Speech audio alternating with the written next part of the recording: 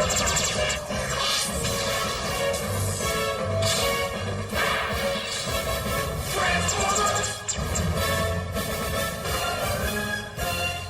now, through the magic of the Cybernet Space Cube, the computer-enhanced podcast of the future, Transformers Slag Podcast.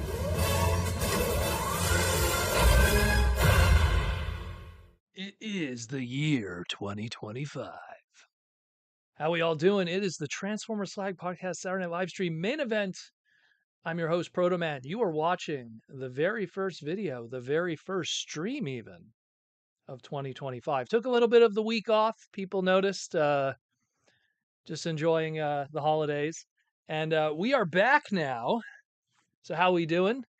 And we're going to cover some Transformer news. We're going to talk some robots in disguise. And we're just going to enjoy it all. Yes, you are right, Mikey and Louie. It is the year of Transformers. A victory when Starsaber took the ranks of the Sabertrons from Goto Jinrai. So who do we got in the chat here today? Mikey and Louie, of course. James Hopskin. We got Patrick Brown. We got Somkiat. We have Whiskey Shred. We got T-Formers 2002. Orlando Chavez. Move to the other screen here. Who else do we got? Patrick says Gundam's a drug. Indeed it is. Why is that? Oh, because Whiskey Shreds bought his first Gundam. Oh, you are in trouble, sir. You are in trouble. Gundam is quite the drug. I work very closely with the Canada Gundam Association and stuff. We do that. If you see on my Instagram and Twitter at Otakuthon, every year we do big stuff with Bandai and awesomeness. Giant robots are cool. Fawn Heart, what's up? How we doing? Who else do we got? Twins Corner, Delta, Omega, how you doing? Ylag Y, what's up? And JR Mina from the Philippines, Ashnud, Star Warrior, Tetranova, Larry is here. What's up, Larry? Will Murphy. 1 second. It says my battery is dying. 1 moment. That's what happens when you don't charge your battery. There we go. So how we all doing, guys? So we're going to be taking some questions from the fans. We're going to just be enjoying this evening together. I bought 1 or 2 things, some interesting stuff that might even interest you. And yeah, let's talk some Transformers, shall we?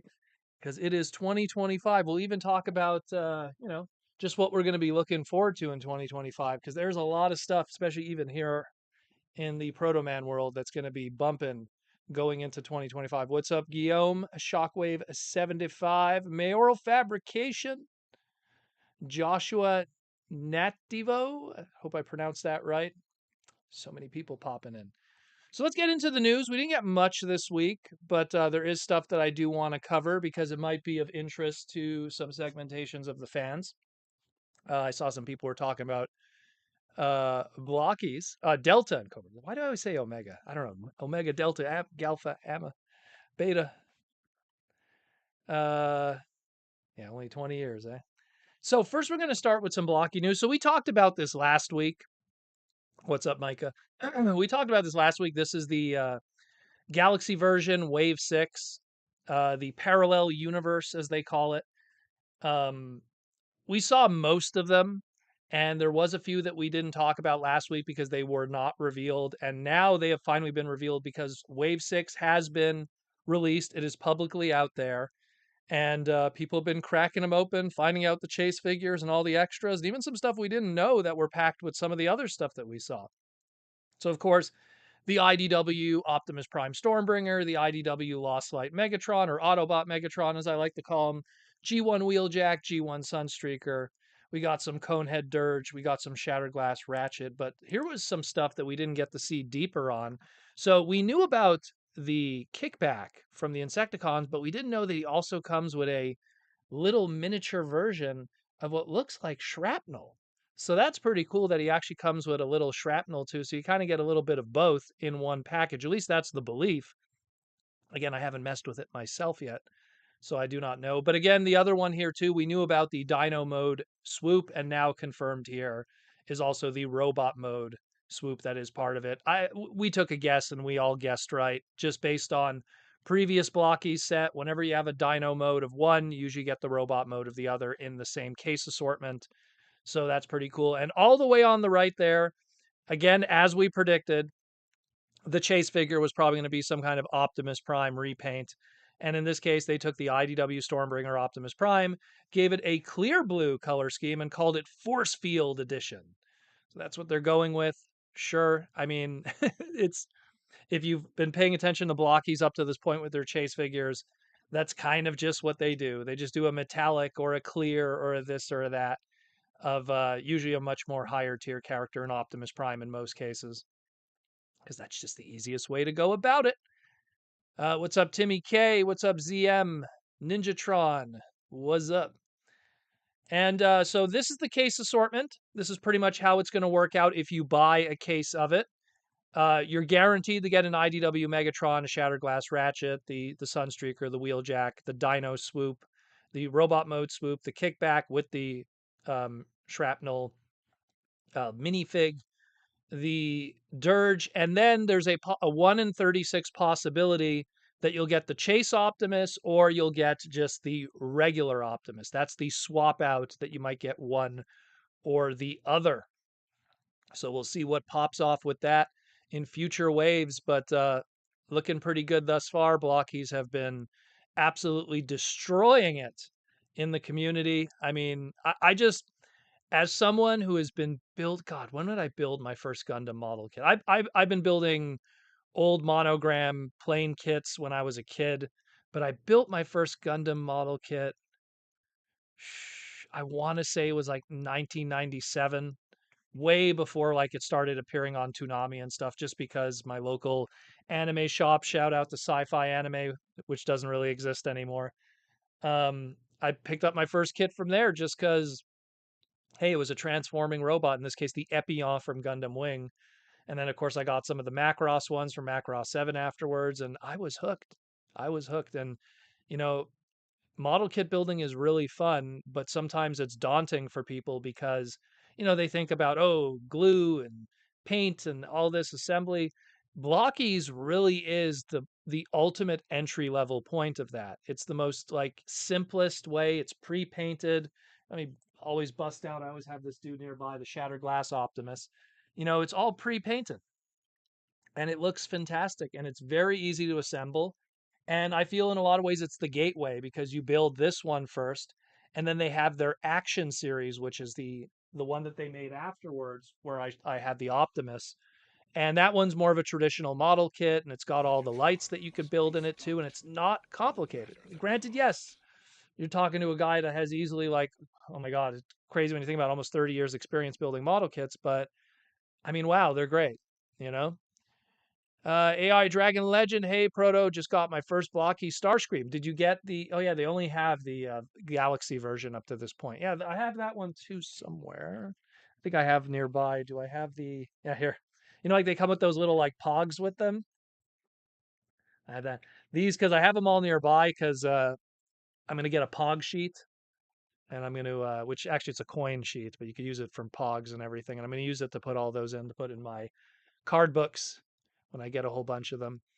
But yeah, they're awesome. They're really cool. They're very affordable, and I love personally, I love the communal experience, which is, you get a case, and a case is really affordable. You could get it sometimes like as cheap as like $60, $70 for a whole case. And it's one of these things like you don't know what you're getting. It's random.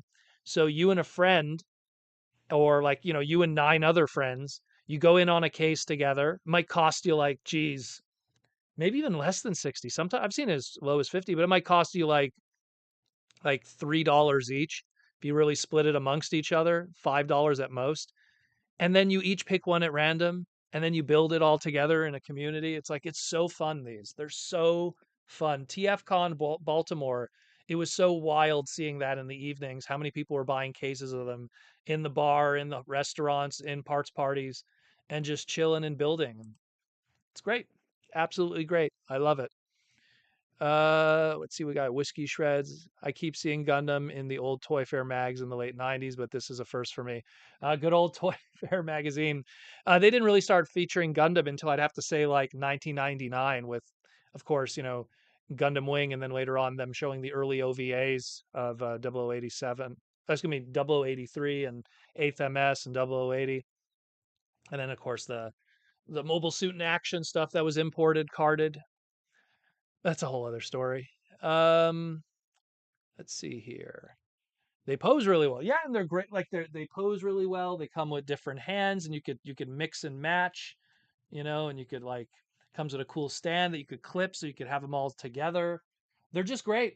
They're fantastic. And considering the price, like really when you think about it, right? Like think about like what we're paying for like core classes right now. And yes, it doesn't transform. I'll give you that. But considering what we're paying for core classes, this is fantastic for like something that's like $3, when you really like nickel and dime it.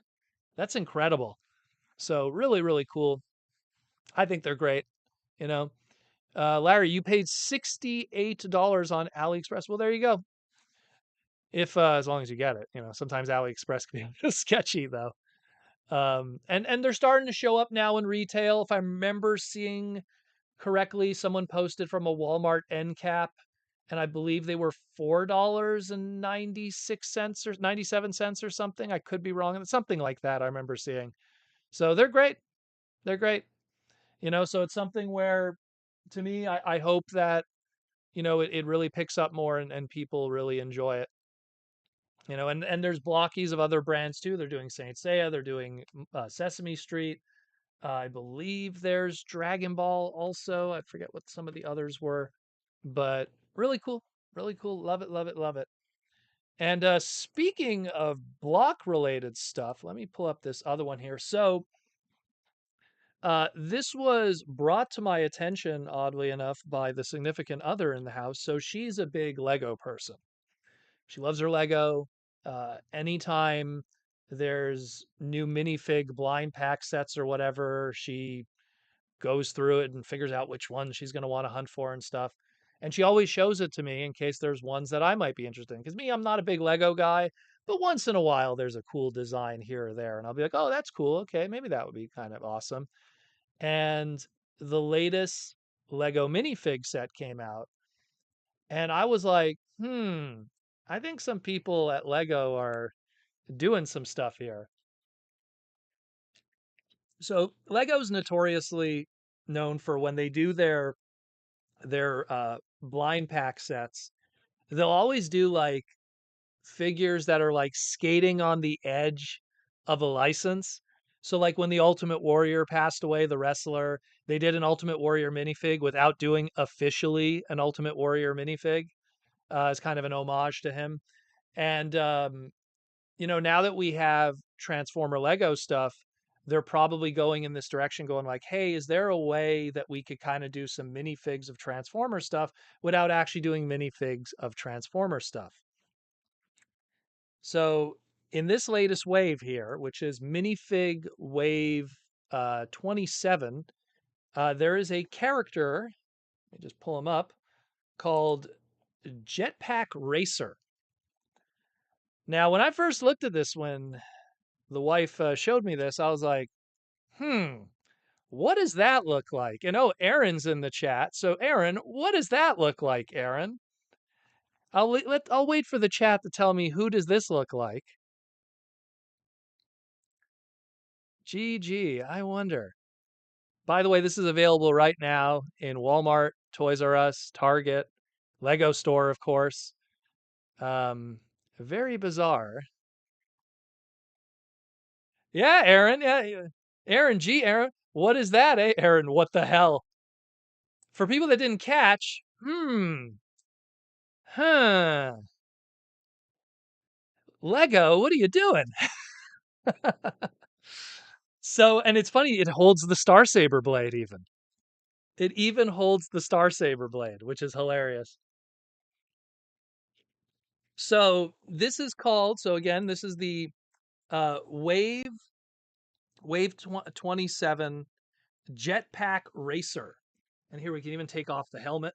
And he's got a little face under. They have double printed faces on the back and front. I mean, for real, guy? Like, geez, they really but they've done stuff like this in the past, where they put out their wave of minifigs and each one of them is like a tongue-in-cheek homage to something. And I just get that vibe from it. And they did the same again, they did it with Ultimate Warrior, they did it with a few other licensed characters without, giving the license. It's like it's 80% of the way there, but not really, you know?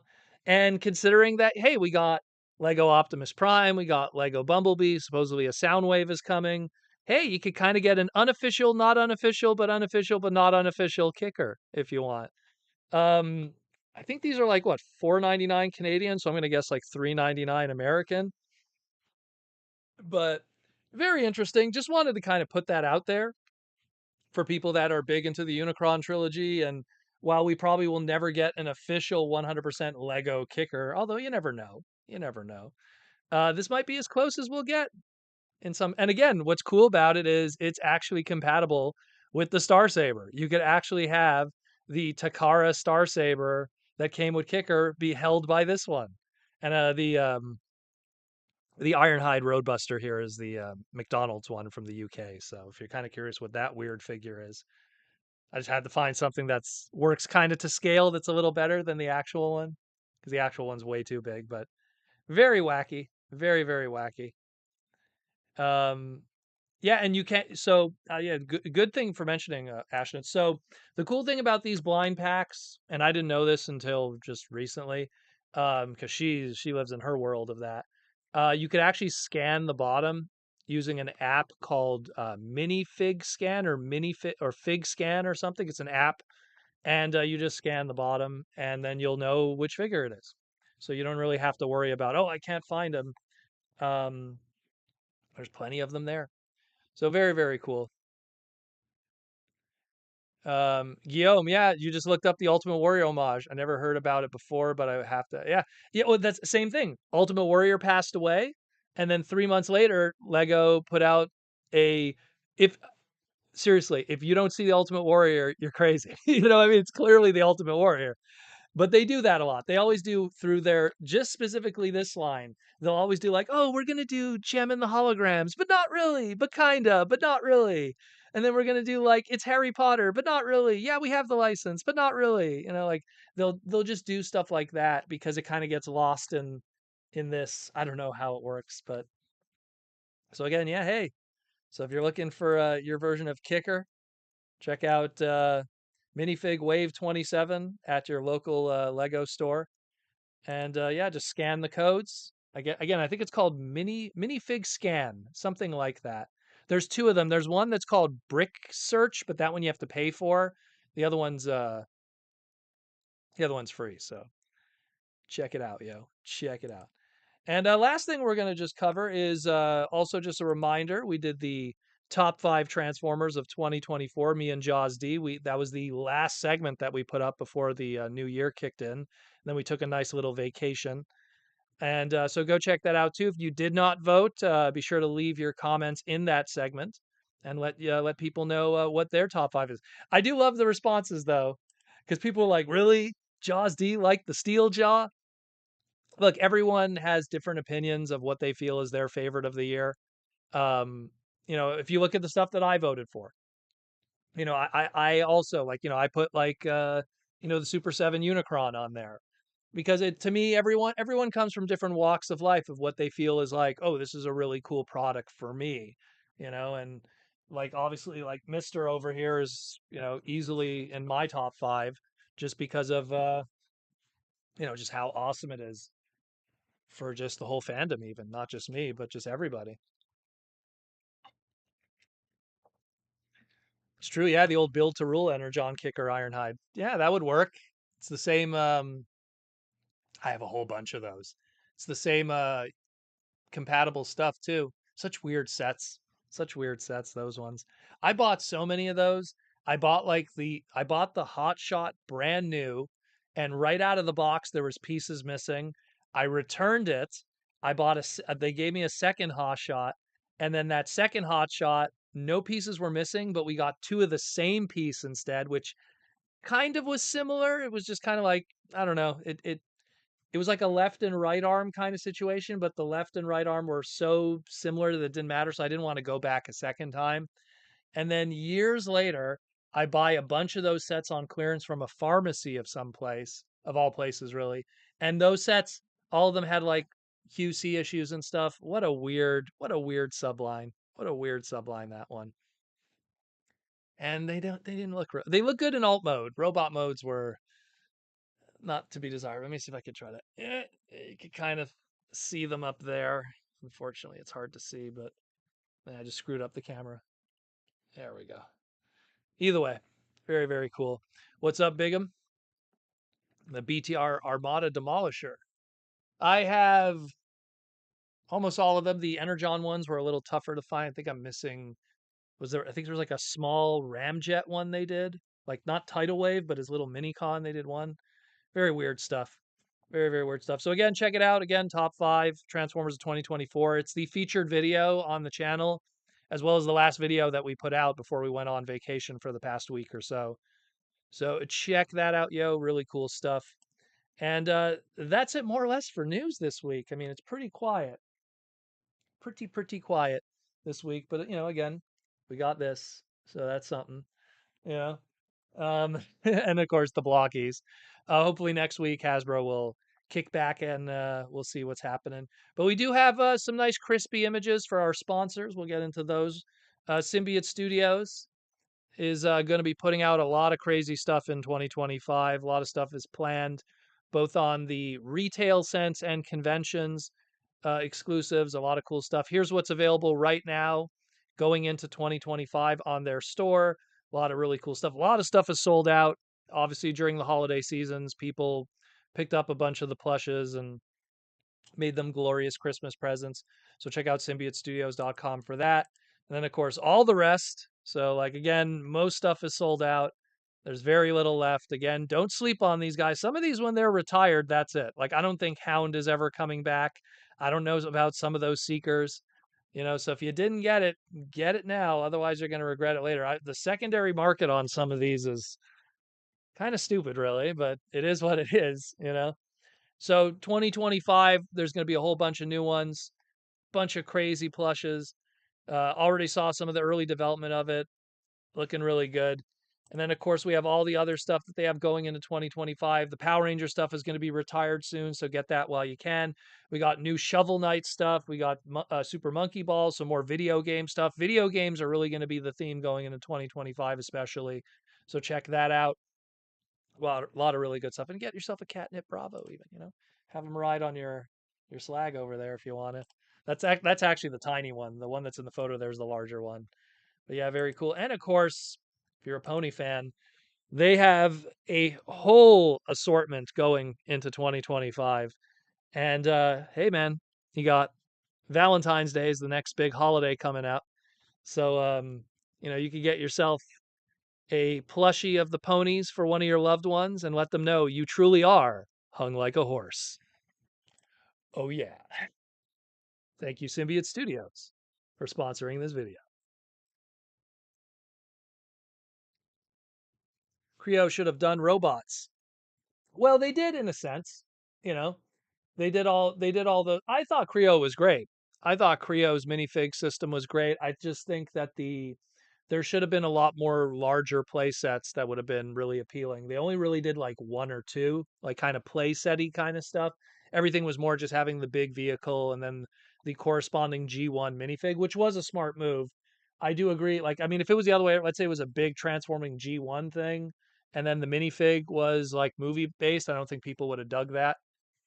But I like them. I have almost all of them. I'm missing very little of them. And I mean, it lasted for like a good 3 years, and it still was kind of on life support afterwards for a bit because it was still at the Universal Studios. They were doing those mini sets and everything, so they were still really cool. Baku Ops with 1,000 Japanese yens. Thank you, domo arigato. Not sure if this has been discussed yet, but with what Evan has said about the 13 primes being new molds, do you think that Nexus Prime will be the Covenant design from from the statues or fun publication? Um, I mean, I really think that Nexus. I think first of all, I think the statues, in a lot of ways, while most of them will represent how the toys look, they also are just kind of statues representing the past. And I mean, the first being the 13th, it doesn't look anything like Star Convoy, Star Optimus Prime. Obviously, there's some lore layers to that too, but you know, I mean, I kind of hope that, let's say, the Liege Maximo kind of looks like the statue, because then we get that G2 kind of look, which would be cool. But when you're talking Nexus Prime, I mean, I'll be honest with you, I would prefer it if, over the next year or so, we get some more limbs, and then we just get something that's similar to what Fun Publication did, and really do a combiner team. And I think that that's why Nexus is actually absent from all the listings that we've seen thus far. We've seen a lot of listings of all the 13. We haven't seen Nexus. So I think it's something where I'm pretty sure there's some long distance planning. I wouldn't be surprised, honestly, if Nexus Prime is like a future box set. Like they'll do like maybe like either a Hasbro Pulse, or they'll do something like that, because it would be expensive. Because I mean, just imagine what, let's say, like the Stunticon box set was. That wasn't cheap, and that wasn't a retail item. So it's something where, if we do a Nexus, it's another one of these cases of building up a commander class and, 4 deluxes, which is that's going to be the most expensive of all the primes easily. But at the same time, it would do it justice how we would want it to be. And if you look at that I guess well of the Allspark statue photo, Nexus clearly is the tallest of all of them too. So he should be the one that towers over the leader classes and everything, because it's a commander with some deluxes all mashed together like our modern combiners are right now. So that's kind of what I imagine I would like them to see do. Um, because I don't know, just like a standalone figure that doesn't have a combiner element would be kind of a waste of the mythology of that character. He's the combiner. He's got to have that. That's like having like an Onyx Prime and he turns into a vehicle and not a beast. That's totally lost on them. You know. But yeah, I hope that kind of answers that a little bit. Like that's kind of what I would like to see. I want a true combiner. I don't want just like some static thing. David Cabal, happy New Year, everyone. Happy 2025. Thank you, David, and thank you for being a fan for so many years. Thank you, David. You're a great dude. Snell's World with the $5 super chat. What are your thoughts on the rumor of Primus being a Titan at the end of the Power of the Primes line? I would love that. I think Primus is long overdue. I think that, I mean, me personally, some people might disagree with me, but I think Primus should be a HasLab item. I think that if you're going to do Primus, do Primus. Like, do a nice big Cybertronian planet. And I mean, it wouldn't have to be as expensive as Unicron. I mean, it's something where it doesn't have to have Unicron's wings. Look, if you, Hasbro, let's be real, you don't have to put all the extra bells and whistles. You don't have to put extra, micro masters and all that stuff to pad it out, because let's be real, I know they say it's stretch goals, but it's all planned in the budget in advance. Let's be real here. And just do something that's slight, like maybe, 1 inch in terms of diameter, giggity, uh and circumference, giggity, of Unicron, the HasLab. He doesn't have to have the wings, doesn't have to have claws, but still have a transformation.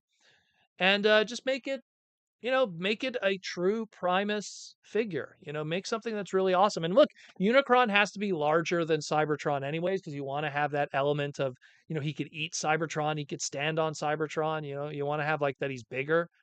But at the same time, I still would like it if it got that HasLab treatment where it's beyond something that retail could do. You know, let it be something way beyond that. Where, let's be real, look what our Titan classes are going into 2025. Outside, of course, of what they had with Triptychon there, where that's kind of just, oh, it's a repaint. We could get away with that. I assume we're going to be able to get away with that at whatever that price point's going to be for that. We don't know yet. But I mean, what would a Titan class, modern 2025 Titan class Primus be in terms of size? It might be really tiny. So we'll see. But I think HasLab would do it more justice, just in my opinion.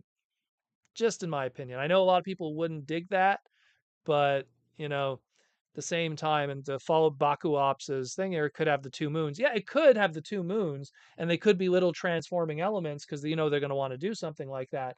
But if you didn't include the two moons and you told me that you saved 40, 50, $60 in that final costing for the product, that way it could be more accessible for people. Because I don't mind if there's a little less, but because I'll be real with you, I mean, Deathsaurus was like $50 more than he needed to be because he had a throne, because he had a stand, because he had a full gloss, like fancy box, like something you would see in retail. If you would have given me a brown box, no throne, no stand, and it was $50 less, I would be fine with it. I'm not missing anything, in my opinion. And on top of it all, it would have been more accessible for some fans that would have not wanted to pay. What was he, 179.99? I didn't have to, but I'm just saying for the fans. I'm thinking of the fans here and them going, the sticker shock. I'm like, ugh, 179, 169. I don't know. But if it was like 101, or 110, it might have been more accessible for some people. But we know how it is, you know. We know how it is here. Mikey and Louie, that's no moon. That's a space station. That's the wrong franchise, my friends. HasLab Retool means they need to make another separator kit for Primus. Well, if you make another separator kit, that will be awesome. That will be awesome. Then we could have both Cybertron and Primus separately. Go check out Mikey and Louie's Unicron kit on eBay, right? Mikey and Louie, it's on eBay right now. Brainstorm 2002 with the $5 super chat. I still want a Voyager, Scorponok, or Fort Max in the IDW or miniseries Marvel comics. I am 100% with you on that. I think I think the Scorponok will happen only because I could see it. Number one, like you said, Marvel Comics scale, it could work.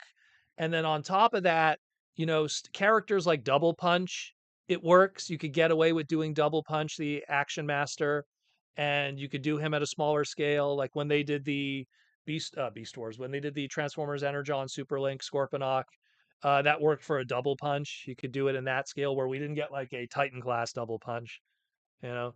So that's something I could see. The Fort Max, I mean, Grand Max in theory is technically a smaller character than his brother Fort Max. But of course they're just repaints of each other every time it does happen. So there's not much we could really do. But it could be a smaller, cheaper alternative, the Warden, if you will.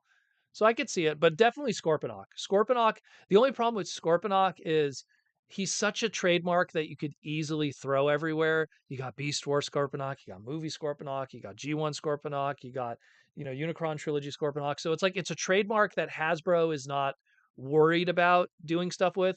Where Fort Max, yep, they got to stick something. Guys, why do you think we even got that Triptychon?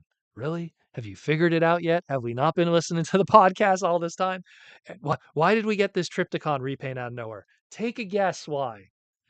Everyone say it together in the chat. We all know why. eBay and Etsy for the Unicron upgrade kit. Okay, cool. There you go.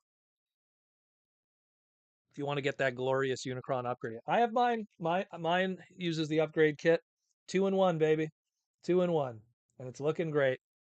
Looking great. Will Scorponok have a human baby in the chest? Or yeah, another unfinished story from the IDW comics? The Firstborn? What a stupid idea. Ugh. That one, like I said, there's some great ideas, and then there are some ideas I was like, what are you doing? Decepticon emblem on the face. Okay, whatever. There's some weird stuff going on sometimes in the minds of those people. Guillaume, even base Scorponok. Yeah, movie Scorponok. Yeah, there's so many. There's so many of that trademark, that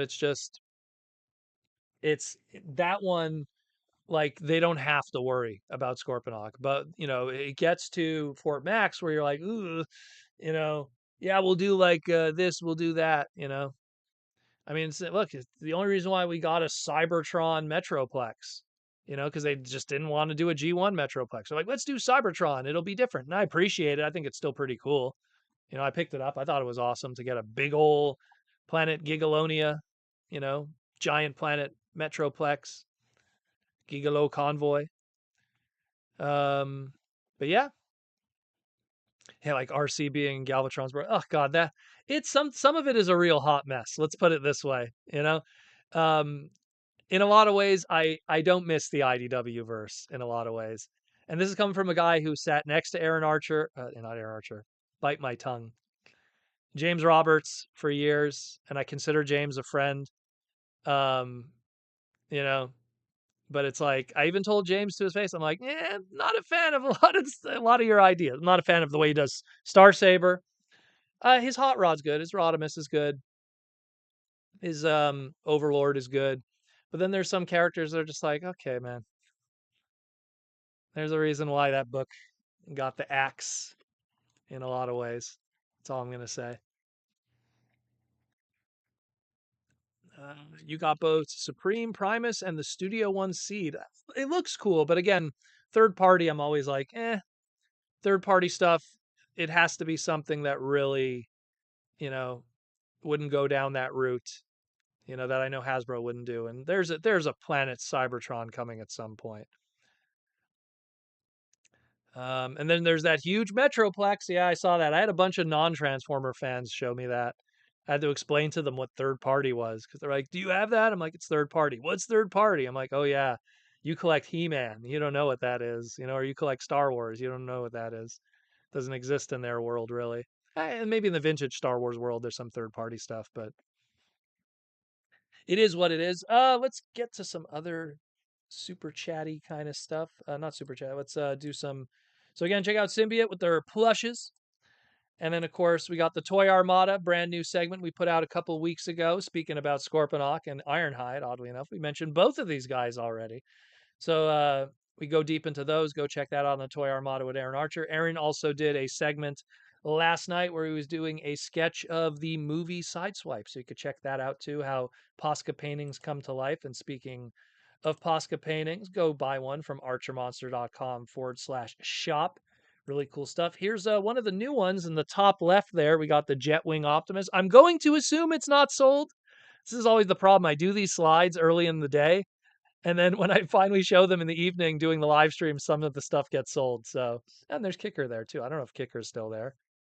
Um, it is what it is. Uh, Timmy K. Poindexter, Proto, do you consider third party the same as knockoff? Not really. Not really. Like knockoffs, especially the knockoffs that I really hunt for, they kind of have almost a different goal. Like they're just trying to take a tooling and put it out as cheaply as possible and then put it in a market. And sometimes I almost feel like they're not even trying to like make an accidental sale. They're just putting it out there. And yeah, they're still illegal from a IP standpoint. But third party is really like, hey, it's original tooling, but we're trying to say that we are this product. Like we are truly Red Truck Commander Convoy One. We are really, City Commander, Powered Commander. Like they really are trying to be that. With as as fly as close to the sun as possible without burning your wings. You know, Jetwing is sold out. Oh, jeez. Thank you, James. I knew it. I knew it. I had such a feeling when I was doing this slide. I'm like, I just have a feeling like that Jetwing is going to be sold. Oh well. What happens? It happens. You post it up, it gets sold. That's what happens. Well, at least the others are there, right? Right? Proto, did you get that Fans Hobby Rodimus figure? Yes, I did, actually. Again, that one is so weird that I don't see Hasbro ever doing so. Taking the Armada Optimus, retooling it to look like Rodimus, taking the Spark Plug, aka Prime Minicon, and making it Rod, which actually is based on an actual Minicon named Rod that was a red repaint of Spark Plug. So that's like a deep cut that I just don't ever see Hasbro ever doing. Like it'll never happen. Like to do the Rodimus retool from a commander class, when the actual Rodimus Commander class didn't sell well. So like that's so far flung that Yeah, I don't mind getting the Fans Hobby one. It was a holiday special thing. They did it in limited numbers of 500. The FOMO got me a little bit, even though I kind of forgot that it went live on the 31st, so I got it on New Year's. But I picked it up. I picked it up. I was interested in it just because it's a Roddy figure. I don't buy every third party Rodimus because sometimes I just look at some of them and go, do I need to have another masterpiece, whatever, of something that I already have in my life, officially. So it is what it is. I mean, hey, if I get it cheap, I never got like Hoodlum.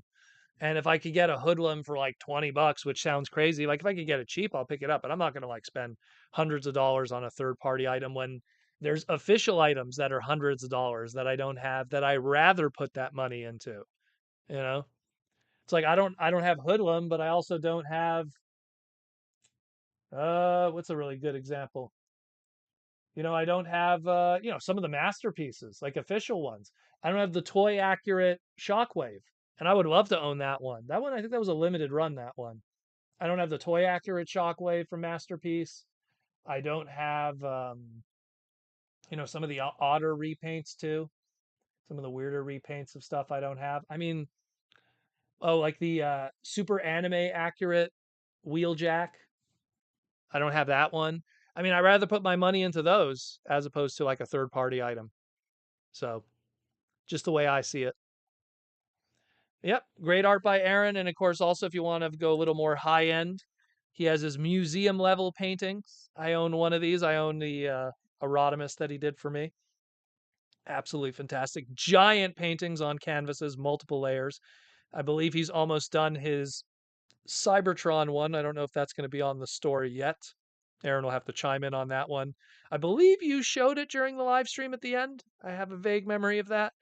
So very cool stuff. Again, archermonster.com/shop.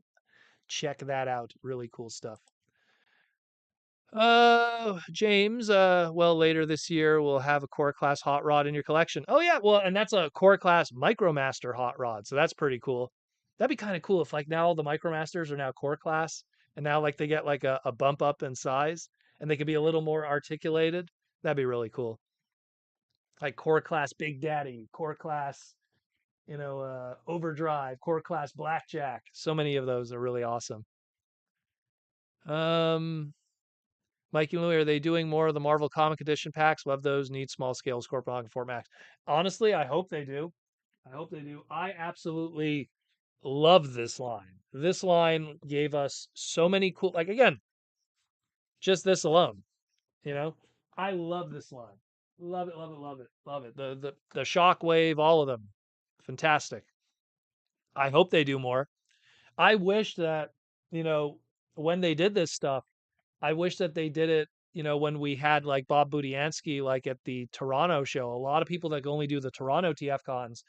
I mean, it's like Bob did that show, and then like I think 2 weeks after that, then all of these like started dropping. I think only the first one came out, the Shockwave and the Grimlock, if I remember correctly. So like, it would have been cool if people could have been able to get all those signed. Very, very cool. What's up, Cringe McCringle? James, the only comic book one that I have is Straxus. Well, Straxus is probably the one of the best ones. Honestly, he almost made my top five. He almost made my top five. There was quite a few that were like, oh man, But I think because he was like more of like a harder item to get, I think that's what kind of held me back. But we'll see. Zaron's another great one too. Yeah, Emerald Zaron. Getting Flame. I have him right here actually. The Flame one. I mean, geez, who would have thought we'd get Flame? Like evil Tank Rodimus. Scientist Tank Rodimus. Like, who would have thought that would ever happen? You know, Absolutely cool. D.W. Brown should have got Straxus. Only have the Flames Iron Pack. They're great.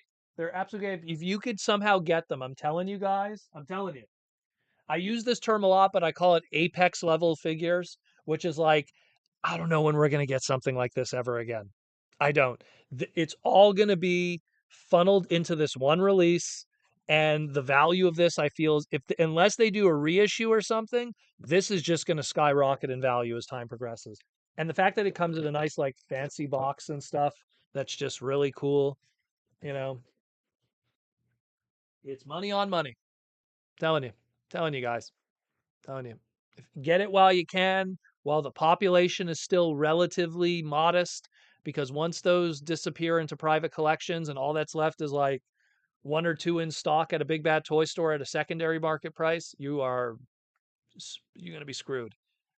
There's eBay listings for 50. So get it while you can. I'm telling you, like there's certain like when are we going to, let's be real. When are we going to do flame ever again?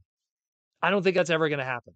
If they even use that flame trademark, there's a motivator, which is what the Brainmasters were in the UK. Like they'll do that beforehand. They'll do the flame repaint or something, or they'll do Mistress Flame. You know, so I don't think we'll ever see that character ever again. It was just the right place, the right time, the right tooling with that, video game Megatron. I don't know if we'll ever see that again. Get your hands on it while you can. Uh, Whiskey says here, I've been putting off getting the Death's Head. Found him for a good price. Well, he was showing up at GameStop at one point. I mean, it's nuts. Like Mayoral Fabrication, I think he's in the chat. Like I was driving myself nuts trying to get that stupid Death's Head at San Diego Comic Con because they wouldn't let us, like, dealers or guests were not allowed to buy stuff, which is wild when you think about it. You know. So we weren't allowed to buy anything, and it was like a lottery system, and that's how you got the. So I drove myself nuts trying to get it, and Mayoral Fabrication managed to get one and hook me up, you know. But then after all that stress and everything, I go to GameStop locally here, and there it was, and I was like, oh wow, okay. So, but still, try to get it because that's fantastic. What's great about that one is because it's the 6-inch version. So it works with like your Commander class Rodimus and your other like UK related characters story wise and in your display. So absolutely great. Where are we at? I don't want to miss any. Scrounge. Oh, Scrounge is gonna happen. They got to do something with that Cosmos mold, or make a brand new tooling. That'd be great too. But if not, take that Cosmos, brand new head sculpt on it. Work your magic. Has been making dark magic in the past with these crazy partials and retools. I'm sure they could figure out something, or even something maybe that isn't using. Somehow they'll figure out a way to not use Cosmos. They'll use like another figure we won't even imagine, and it'll just work out. You know, with the RED line. Yeah, that line I think is dead. That line, I don't even know why they did that line. Like, to me, it's like on paper I understand why they did it because it's like, hey, Marvel Legends and Star Wars Black Series are selling well. Let's do the equivalent of that, but non-transformable 6-inch Transformer figures. But Optimus, Soundwave, Starscream, Megatron. Like you're making people buy the same things that they've already bought, unless you were aiming it at people that want to own Transformer toys but don't want them to transform because they're scared of that, but still want to pay the same price of as a Voyager that transforms. So that's that line. That line is conflicting with me because I understand the choices of characters because let's be real, that's kind of the direction you'd want to go with. But hardcore guys like me would have loved the more obscure characters. But at the same time, those would have sold terribly. I get it. If we would have done an Autobot X or an Alpha Trion or a Botanica or any of the other like weird characters, those would have been crazy peg warmers. A weirdo like me would have bought it, and then that would have been it. It would just been a guy like me who would have bought the one, and then there'd just be a wall of them on mega clearance at Ollie's or something, where you know, which is oddly enough still like Megatron and Optimus and Soundwave were also clogging the shelves. So if Optimus, Megatron, and Soundwave weren't selling, what are the chances of Scrounge, or Autobot X, or Alpha Trion, or you know, uh, human characters even? So it's a tough one. It's a tough one. And they were cool, like the Knockout from Transformers Prime, that was really nice looking. Looked like the animation model. The RC was cool too. Sorry, Somdeck. That's another one that would have been great, but it just wasn't going to happen. Just wasn't going to happen. Um, Mikey, when we got the Ultimates version of Optimus and Ghost Starscream, those were on sale. Yeah, those were like $15 at one point, and those, in my opinion, are actually kind of better. But they're better when they're on sale, not full price. No one's paying 50 to $65. I love Super 7, but I hate their prices. I love everything they do. Every product they put out is a high quality banger that I enjoy. And then I look at the price and I go, have a good day. That's the problem. Again, I'm so conflicted with them. If you ignore the price, I love what they do. I know they've had some trouble with some of their other lines where there has been QC issues and stuff. I think the wrestling stuff, but I haven't really messed with those. But I know their Transformer stuff I dug, their Simpson stuff I dug, their Silverhawk stuff, their Ninja Turtle stuff. It's all great. It's all great. Their Godzilla stuff is fantastic. But the price, oh God, who is paying like $25 for 5 points of articulation of a Godzilla figure that's 3 inches tall? Like no one is paying that. It's crazy. You know, you saw the Gnaw at Super from Super 7 for 15, and you saw 15 of them. Oh, you saw the 3-inch version. Yeah, again, like, I saw them. Like I have my wall of I have like a wall of carded Super 7, like their reaction stuff, the 3-inch. And every single one of them I bought on sale because I'll buy them when they're $5, $10 Canadian, which is like $7 American. I'll buy them on sale, but I can't justify like $25. It's just that's insane. Again, that's $25 that could go towards so many other things. Which would you rather own? Four carded Super 7 figures, the 4 inches that do this, or take that $100 and buy yourself a commander class. I mean, come on. Like that's ludicrous when you really think about that on paper. So I don't know. It's tough. It's a tough one. Because I do like their stuff, but it's the prices that are just and and I firmly believe, and I don't want to say who it was, but it was someone from Hasbro because I had this conversation with them.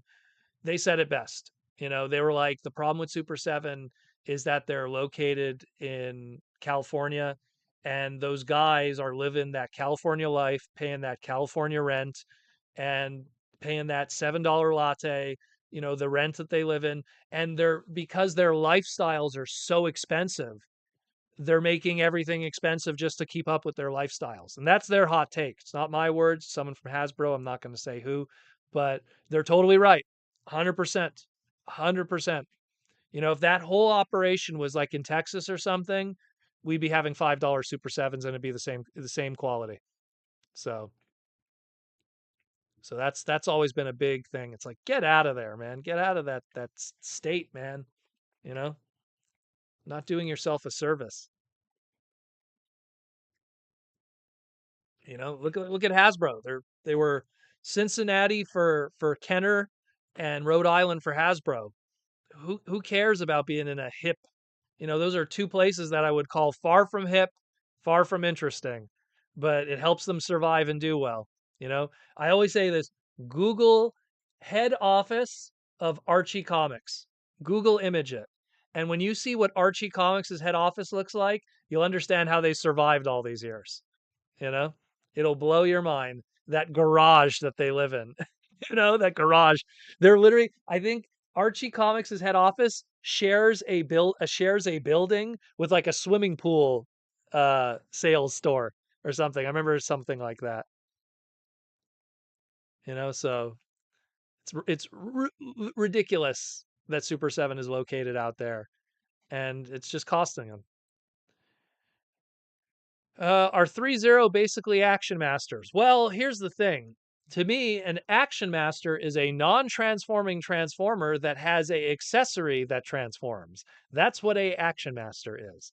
So just because it doesn't transform doesn't make it an action master. It has to have a action master buddy that transforms, a weapon that transforms, a push buttons, if you will.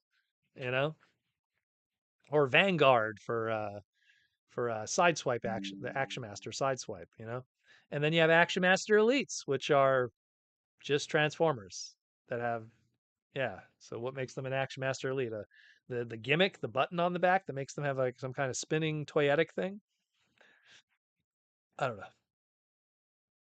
You know, what's stopping a Blocky from being called an Action Master? You know, I mean, it's a model kit Action Master. No, it's because to me, an Action Master is, it doesn't transform, but its weapon transforms into a sentient robot, and that pairing together with nucleon energy is what is an Action Master. To get kind of deep into the lore of that, T-Formers 2002. I need my Skyfall and Top Heavy. Yeah, those are, you know, those are the more bizarre ones. But yeah, um, might as well get into this too. So I did pick up, the only thing I picked up this week was one of my local comic stores. They bought some guy's collection. Some guys like we're talking like 75 long boxes. Bought this guy's collection. They went through it all already and took out obviously all the good stuff to resell. And then they said, "Here's all the leftovers." And they had like it was a lot. Like it wasn't 75 boxes, but it was a lot of long boxes, and it was all like dollar bin. And they're just like, "Come pick through it, get what you want." And I went over there, and there was a this and that, but I picked up two Transformer ones because hey, Transformers Armada #1 for $1 Canadian. I'll throw that in the resell box for the future if anyone wants it, you know. So that's pretty awesome. This is the gatefold cover that folds out by Dreamwave. Very nice. And this one I bought just to kind of have because he's my favorite. And I always have him here on the I love Duelor. Duelor's easily my favorite of the mini cons because he was the leader of the mini cons at one point on the moon planet. So always dug Duelor. Always thought he was really cool. And so I have all of these issues. I bought these, geez, 20 years ago. So, but for $1 each, sure. I got a whole bunch of other books too. In that big sale, I picked up some Spider-Man books. I picked up some X-Force books, some Wolverine books, some Nightwing books, one or two Catwoman's. There was some Arctic Press stuff like Spirit of Wonder, if you know what I'm talking about. That's an old anime manga. Very good. Um, this and that. I went with my sister and my significant other. We picked through it all and found some good stuff here and there. Very, very cool. Just gonna say what Drew said here. The Archie Comics HQ looks like a turn of the century pump house or something. Yeah, it's a hole in the wall. Like, but here's the thing. That's how they survived. Archie Comics was like, how do we survive? I know, not be cocky and build this humongous building that's dedicated to our company. We're gonna have this little hole in the wall, and this little hole in the wall is how we're gonna do things, you know? And that's how it works. That's how it works. Um, Alice Devil, what is your favorite original IDW character? Uh, well, original? I mean, the easy answer would be Drift, but I don't know. Windblade's pretty cool too. I can tell you one thing. I like stuff that came out of IDW that I really loved. I loved IDW Blur. Like that Casey Collar Blur, like that Spotlight Blur comic. I love that Blur. Love, love, love, love, love, love, love that Blur. The way that they represented Cybertronian racing culture and like the whole like afterworld of that. Uh-oh, we're gonna get a whole bunch of super chats. I mean, gifts, aren't we? Mick Tankies, thank you for the 50 gifted subs. Did Ninjatron get one? Did Ninjatron get one? I swear if Ninjatron didn't get one. Ninjatron, please talk so I know if you got the sub. Because Ninjatron didn't get it all. I know Larry got gifted. Ooh, look at that. This is gonna get crazy now. Get gifted. Thank you, Mick Tankies. Thank you for gifting all the subs. Oh my god, I think Ninjatron didn't get it. What is going on, Ninjatron? Are you cursed or something, man? Bob Saget even got it. Look at that. Everyone. This is going to be crazy. Thank you, Mick Tanky, for the 50 gifted subs. You've been absolutely killing it. It's a sea of green names, but It's how it should be. Ninjatron, you didn't get one. What is going on? What is going on? It's totally randomized. How over like 300 gifted subs over the last month, and somehow you still didn't get it. That's insane. That's absolutely insane. I guess you can't see a ninja like Mikey and Louie said. It's insane. That's insane. Even two Hasbro people ended up getting gifted subs too. So it's like it's hilarious, like absolutely nuts. Absolutely nuts. Uh Ninja. Even Bob Saget came back from that and got a membership, but not me. Oh man. Rest in peace, Bob Saget. Absolutely insane. True, because you can't see him. John Cena style. That's nuts. That is nuts. Thank you again, Mick Tankies, for the subs. It's been absolutely amazing. Absolutely amazing. But again, it's like we built a great community here. I love, what we've done together as the Transformer Slag podcast. And I mean, I love going to the cons and getting all us guys together and just hanging. That's why I tried to do like the parts parties at the Toronto shows. Like the Toronto shows, like the parts party is, hey man, let's try to get everyone together. I'll sell an exclusive or something so everyone can get a little something something and like, get some cool deals and everything. Like, I mean, last parts party, I don't think I had a single item that was like more than $30. I put a whole bunch of cheapy stuff and I've been hoarding a bunch of stuff, let me tell you. I've been buying a lot of stuff for resale. Let me tell you, going to a lot of people getting out of their collections and stuff, and I'm buying stuff pennies on the dollar. So hopefully Toronto will be another banger, and we'll do some good stuff. Charity auction. We have some great stuff for charity auction. Stay tuned for that. Don't want to announce it yet. Charity auction is going to have a lot of cool stuff too. 2025 is going to be a really good year. It's going to be a really, really, really good year. Really, really good year. And not to mention, I mean, I can't talk about it publicly yet, but I'm going to be involved on a major level in terms of writing on a very big brand very soon that's close to my heart. And I'm just waiting for when they're going to officially announce it. And then I'll ask them what I could talk about and cue you guys in on that because I'm very excited about something I'm going to be working on in 2025. Some of it's already been done, but because we have to work like a year in advance. But um, man, can't wait to talk about that when that comes. So we will see. But you might have to opt in to get a chance to get a gifted sub. Really? You have to opt in? That's interesting. It's not Street Sharks.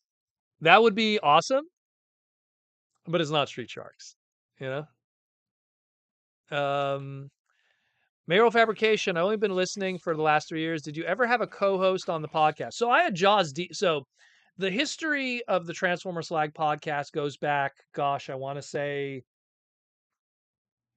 2009, 2010-ish is like when we first really started. And we had multiple co-hosts and stuff, but schedules were really difficult. And the real consistent co-host for the longest time was Jaws D.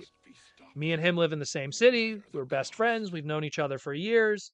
And when I mean years, I mean like 35 years. So it's something where me and Jaws D were able to be consistent for years with him being a co-host. But then around, I want to say like 2018, he bought a house, he got engaged, and he got busy. So it made it really difficult to do the podcast segments. So I just ended up being a lone warrior. And we still keep the tradition. We still do the top 5 every year.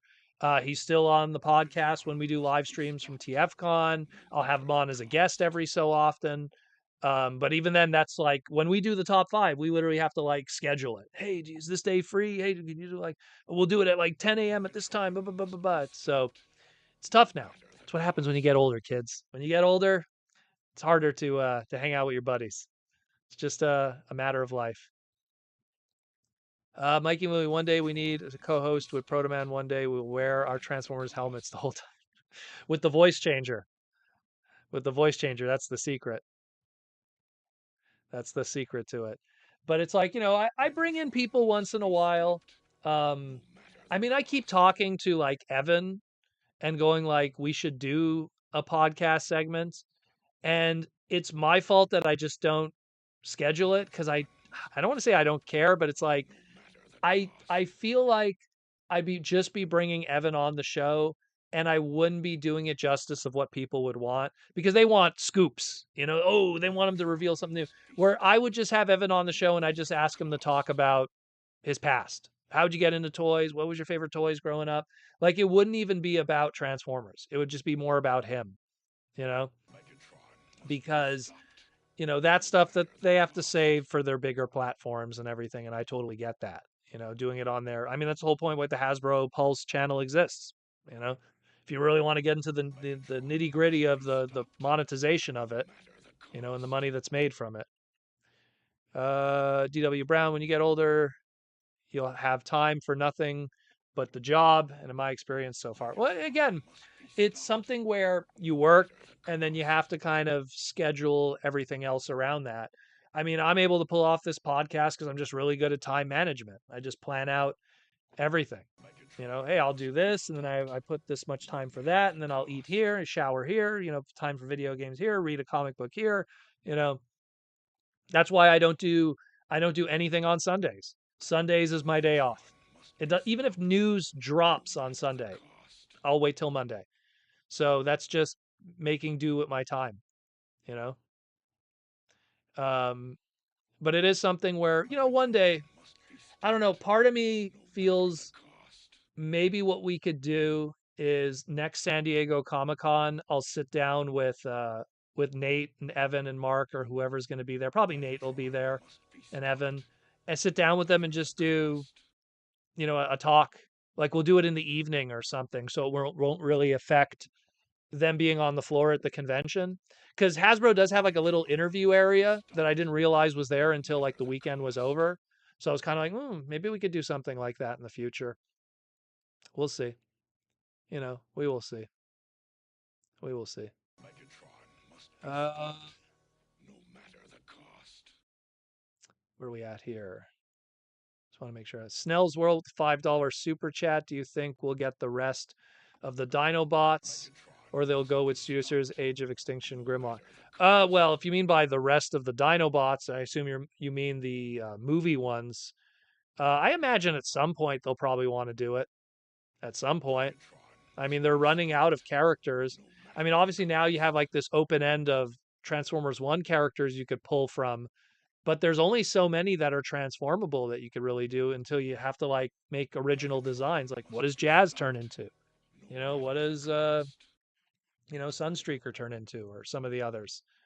So there obviously is a short list of characters that need to be done in the studio series, but that'll end pretty quickly. What did Ninja ask? Google it, Ninja. You'll find directions. I had to do it myself a few weeks ago. What are we talking about here? What are we talking about here? Where are we at? Where are we at? Slag and Younglings don't know what good boss. Oh, is my podcast banned because of the name? You know what? People have to understand something when it comes to language. You know, language is malleable, and it's all about intent more than it is about the words themselves. Like just something as simple as the word bad or stupid. Man, that's stupid. In certain forms of Afrocentric Black culture, that's a positive, and depending on the context of the situation, that could be considered a negative. Or the word bad. It's bad, or it's good, or it's bad. And it's the same thing. Slag could be melted waste that comes from a flame that caused from the waste material of melting metal, or it could be a lady of the streets. But I was born and raised in North America, and slag is the melted metal, and that's what it's going to be forever. So I don't care about the UK. I'm sorry. That's what it is. That's my boy, and that's how it's gonna stay. You know, Transformers was made here and in Japan and in Canada. That's where Hasbro's packaging office is. That's where Beast Wars was made. That's where that swear word came from. That's how it is, yo. And I stand. Oh, that is a hill I will die on. You know. Do you think Hasbro should introduce new and unique characters to the Transformers franchise? 100%. And we do get them. We do get them. Look, we got new characters in Cyberverse. We got new characters in Earthspark. We got new characters prior to that with Transformers Prime. Animated gave us new characters. You know, don't spaz about it. There's another one. Spaz. What was the other one? Spastic. Was it Spastic? Yeah, Spastic. Ugh. Had to put a sticker on that one, Aaron. You know, that costs money putting stickers on all of those. And they called it, was it Overrun for the Stunticon Power Core Combiner team? Merrill Fabrication with the $2 super chat idea G2 Studio Series Snarl Slag Christmas 2-pack. That actually exists as a TFCon exclusive. They did the Christmas 2-pack with Grimlock in green. I have that. Oh man, I don't want to dig it up though, because I have it only mint in box. I never open it. I have that spastic actually. You know, it's crazy. It's crazy. It's language is so malleable. You know, look what we did to the word Karen. Look what we did to the name Karen. Excuse me. You know, look what we did to that. Every girl named Karen now, who's been Karen for their whole lives, now has to live with that because of how we handle language. English is very unique about that, how we do those kind of things. And how all of a sudden words become like, oh, now you can't say that word anymore, even though we've said that word for like 60, 70 years because now, a small group of people have co-opted and used it in a negative connotation. Okay. Then we'll take it back, you know? Who cares?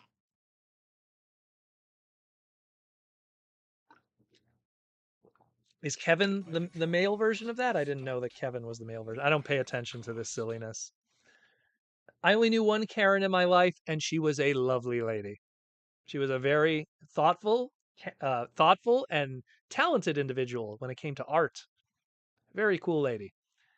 Talib, have you heard if Rat Trap will be the next Beast Wars masterpiece? I wish. The problem with that is, and I'm looking at my Beast Wars masterpiece display right now.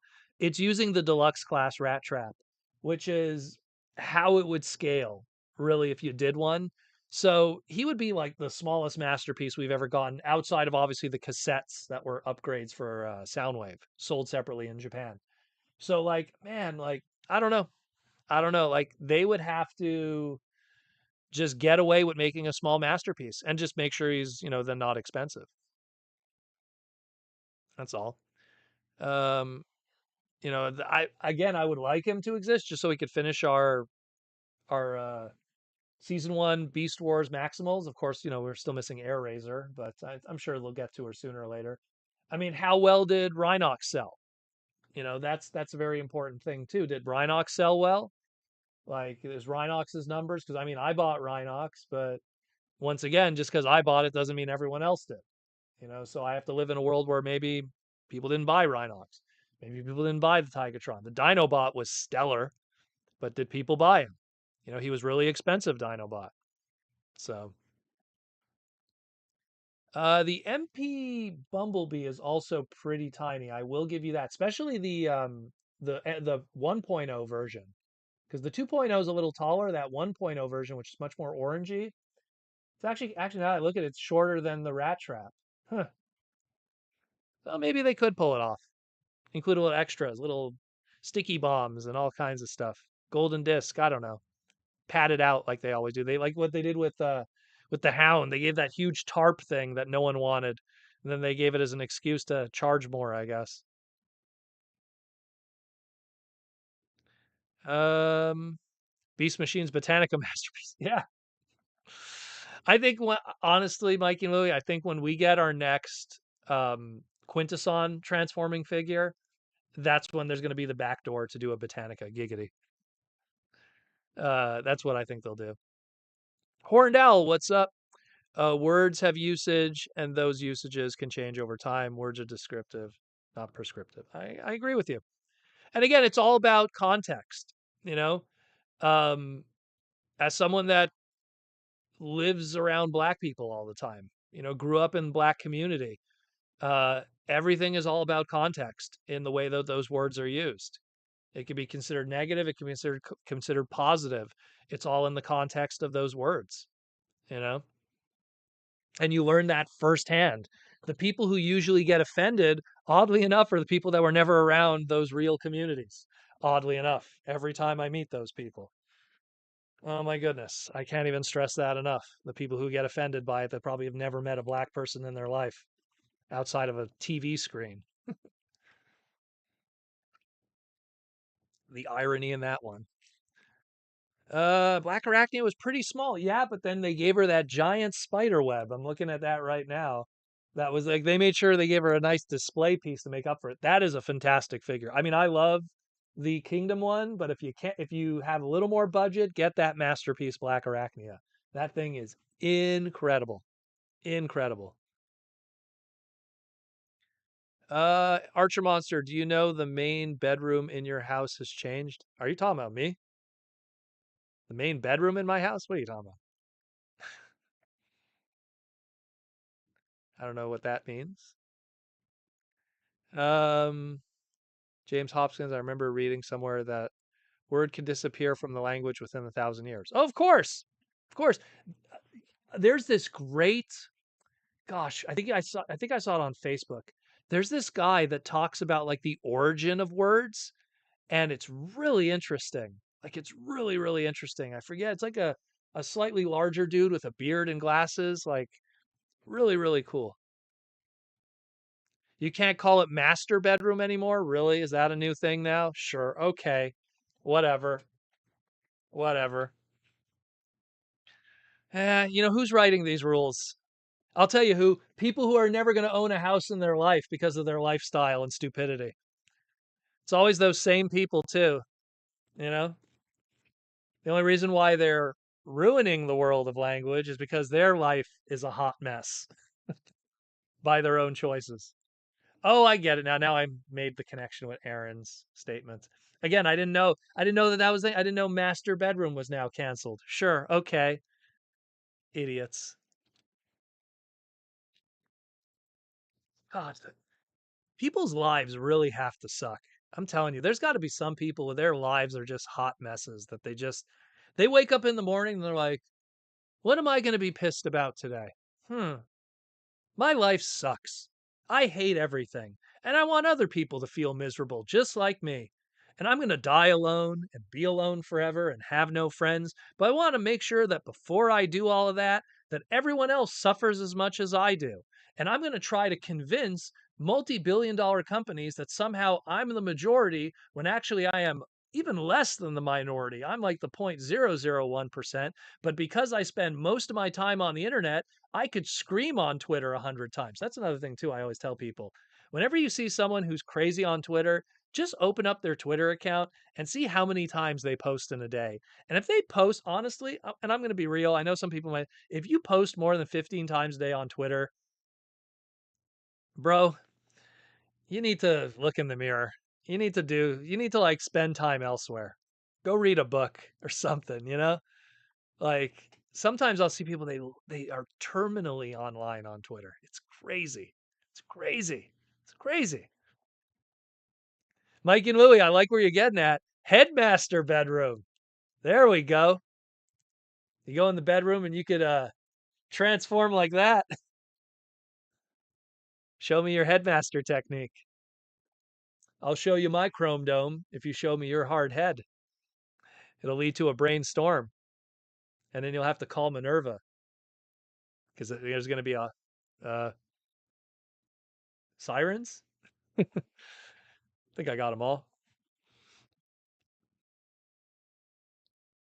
Uh, we've taken a weird turn. Sorry. Yeah, sorry. It's okay.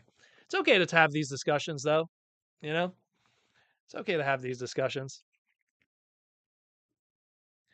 because once in a while you have to discuss these things. We're going into a new era now. It's a new age going into 2025, and hopefully people are a little more rational going into the future. I think that we kind of fell off the deep end at one point, and I think that the wrong people were steering the ship, so to speak, culturally, and that never helps anybody. Do we want to live in a world where stuff like Star Wars or new Marvel movies make us cringe, or that the next Transformer series next makes us cringe, or the next this may like do we want to live in that world? Don't we want to enjoy pop culture? Don't we want to enjoy the things that we love? And sometimes the people that are holding that steering wheel, they don't care because their life sucks. So it is what it is. Um, where are we at? Where are we at? Who is my favorite Muppet? Ooh, that's a tough one, David Cabal. I wish my sister was here in the chat. So my sister, by the way, what is Transformers for me? Jim Henson is the Muppets is for her. She loves the Muppets, loves them to death. Um, Her favorite Muppet, I would have. That's a tough one because she really loves the Fraggle Rock stuff too. So I don't know. I'm not going to speak for Annie, but for me, that's a tough one. I don't know. I've never really thought about it. I like Gonzo. I've always thought he was cool, but I mean, Muppet Babies' animal was pretty chaotic, and I kind of dug him too. I don't know. I've never had to think about that. I don't know. What's the name of that blue eagle there? Freedom Eagle, whatever his name was. He's kind of funny, and of course Statler and Wardorf is great. I never had to think about that really. That's a tough one. You know what? I do know that Sandy, she likes Camilla, the chicken. She loves Camilla. She thinks she's adorable because they did a big, I think it was Palisade, whatever was the company that had the Muppets Master Toy license. They did a big Camilla figure at one point. She's always been eyeing that to pick that up, but I think it was like a con exclusive, so it's expensive. Um, but me, I mean, I grew up with, you know, the Muppet Show, Fraggle Rock, um, what do you call it? Muppet Babies, of course, was like a staple, you know. And they had was it the Jim Henson Story something? That was like one of his last things that he did outside of the Ninja Turtle movie. What was it called? The Story Time, something like that. Remember watching that too, and of course dinosaurs. My sister loved dinosaurs. She had all the toys of dinosaurs. She had like the pull spring baby, not the mama. She had all the figurines. She had the board game. You know, she was a huge Muppets person growing up.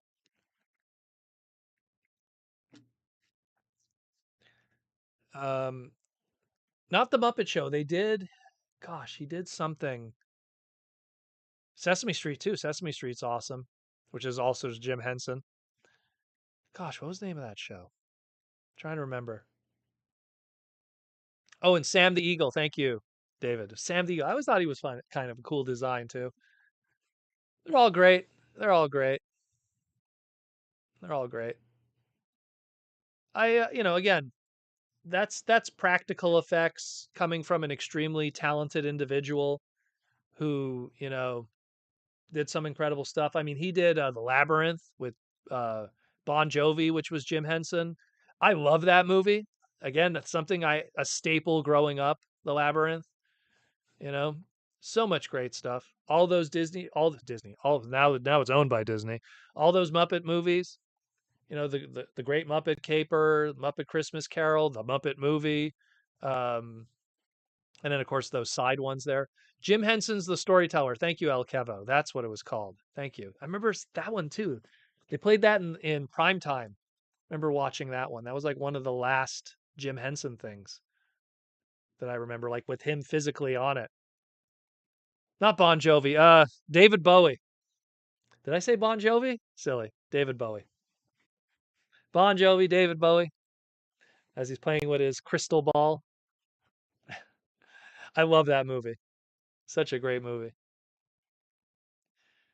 Archie Muncher, I listened to the Muppet movie soundtrack this week. Well, it's great. Great movie. Even the Christmas Carol one has really good music too. That's like, don't listen to any Christmas music, just listen to the Muppets Christmas Carol soundtrack and you could get away with that. Great stuff. I love the Muppets. Love them. They were a huge part of my childhood growing up through osmosis because of my sister. Like we had at one point we had only one TV in our house, and it was one of these things where we had our TV, and then the computer at one point was in the living room. So whoever was using the TV would use the computer, whoever's using the computer, like you had to pick one or the other. So if like my sister was on the computer, I was watching like Mega Man cartoons or whatever. And then if she was using the TV to watch Muppets, I would be on the computer. And as a result, I'm on the computer, but I'm still watching whatever she's playing. And she always had like VHSs of all that stuff. She probably still has it all still to this day. Especially the Muppet Family Christmas special, that got played a lot in our house. Like even not during Christmas, they played it. Love that. Mike and Louie, we were getting TF2 or a follow-up series. Transformer 1 talk. I mean, I always say go check out the segment that I did with Aaron Archer about our review of Transformers 1, and we kind of dive into what potentially could be done, you know, which is I imagine if they want to do a sequel, they could force one and just do it with less of a budget, and then hopefully it won't hurt it too much. I mean, let's put it this way. Hear me out. You don't have to bring back Chris Hemsworth. You don't have to bring back Chris Hemsworth, aka Thor. You could bring back Peter Cullen, right? So now you don't have to pay Hollywood guy. You could pay Peter Cullen to be Optimus Prime. Now that Megatron is Megatron, I don't know what Brian, who is voicing Megatron, who did a fantastic job, but I don't want to take away the job from him, but I don't know what Brian was asking, but if you could bring Brian back affordably with Peter Cullen to play off of, you know, do we need Scarlett Johansson back? Do we need another expensive Hollywood person, or we could just replace her? And I'm not saying she did a bad job, but if there's ways to cut down the cost of the movie to make it happen, I mean, I'll always take voice actors over Hollywood people any day of the week. I mean, I'm not saying that Chris Evans, again, I'm going to Captain America, Chris Hemsworth did a bad job. I'm not saying that Scarlett Johansson did a bad job. I'm not saying that, Bumblebee, Key Peele, that whole thing did a bad job. But if you got, you know, if you got the voice of Bumblebee from animated in Bumper Robinson cheaper, if you got, Sue Blue cheaper for Alita, if you got Peter Cullen cheaper for Optimus, and that saves the movie $100 million in the budget, because let's be real, what did they pay them? I can only imagine for those Hollywood people. If that could save $100 million for just those four guys, go for it. Make it happen. You know, I mean, to me, yeah, those guys are important, but good storytelling is important too. And the movie did a really good storytelling aspect to it. DW Brown, TF1 tanked, but it's possible DVDs and Blu-rays streaming sales will salvage it. Could pick up like a. Well, see, here's the problem. I agree with you. If we lived in a world today where rental markets still existed, I bought my Steelbook special edition, 4K Blu-ray of Transformers One. I did my part, but I promise you, there is a lot of people that just watching it streaming. And I'll hate to tell you this, but streaming does zero for the bottom line. It really does nothing. And that's a big problem with that. So because we don't live in that world where Blockbuster, like Transformers 1 becomes this darling hit, and then if it gets all this buzz, now it's not in theaters anymore. So Blockbuster's like, oh man, like it didn't do well in theaters, but everyone's saying it's really good, so it got really good word of mouth. You know what? Each Blockbuster is going to carry 10 copies of Transformers 1. And so every Blockbuster bought 10 copies. And then every mom and pop store bought 2 copies. And then that's millions of DVDs or VHSs, as it would have been back in the day, sold that would have made up for it. And then it would have been one of those things that, yeah, it didn't do well in movies, but it had such a strong VHS market. And that's another thing me and Aaron talked about when we talked about the Batman. If you go back and watch, was it our Batman one, Aaron? Yeah, it was. It was Batman Forever and Batman and Robin on the Toy Armada. We talked about how Batman would get a first life selling toys in theaters, and then when the VHS of said movie would come out, it would be a second life of selling toys based off of that property because now it's in the like think about it, Transformers 1 as a toy brand is done. It's done. Like it's ready for clearance now because it's not in theaters anymore. But in a world where the VHS would come out and that would have another 6 months of life after the fact, cuz look, I just got that Blu-ray DVD like gosh, I want to say 2 weeks ago. So it would have had another 6 months in the rental world being alive. But we live in a different world today where it's like, come on, come on, come on, quick, quick, quick. Fast, let's do this next. All right, what's next? Move on, empty the theater.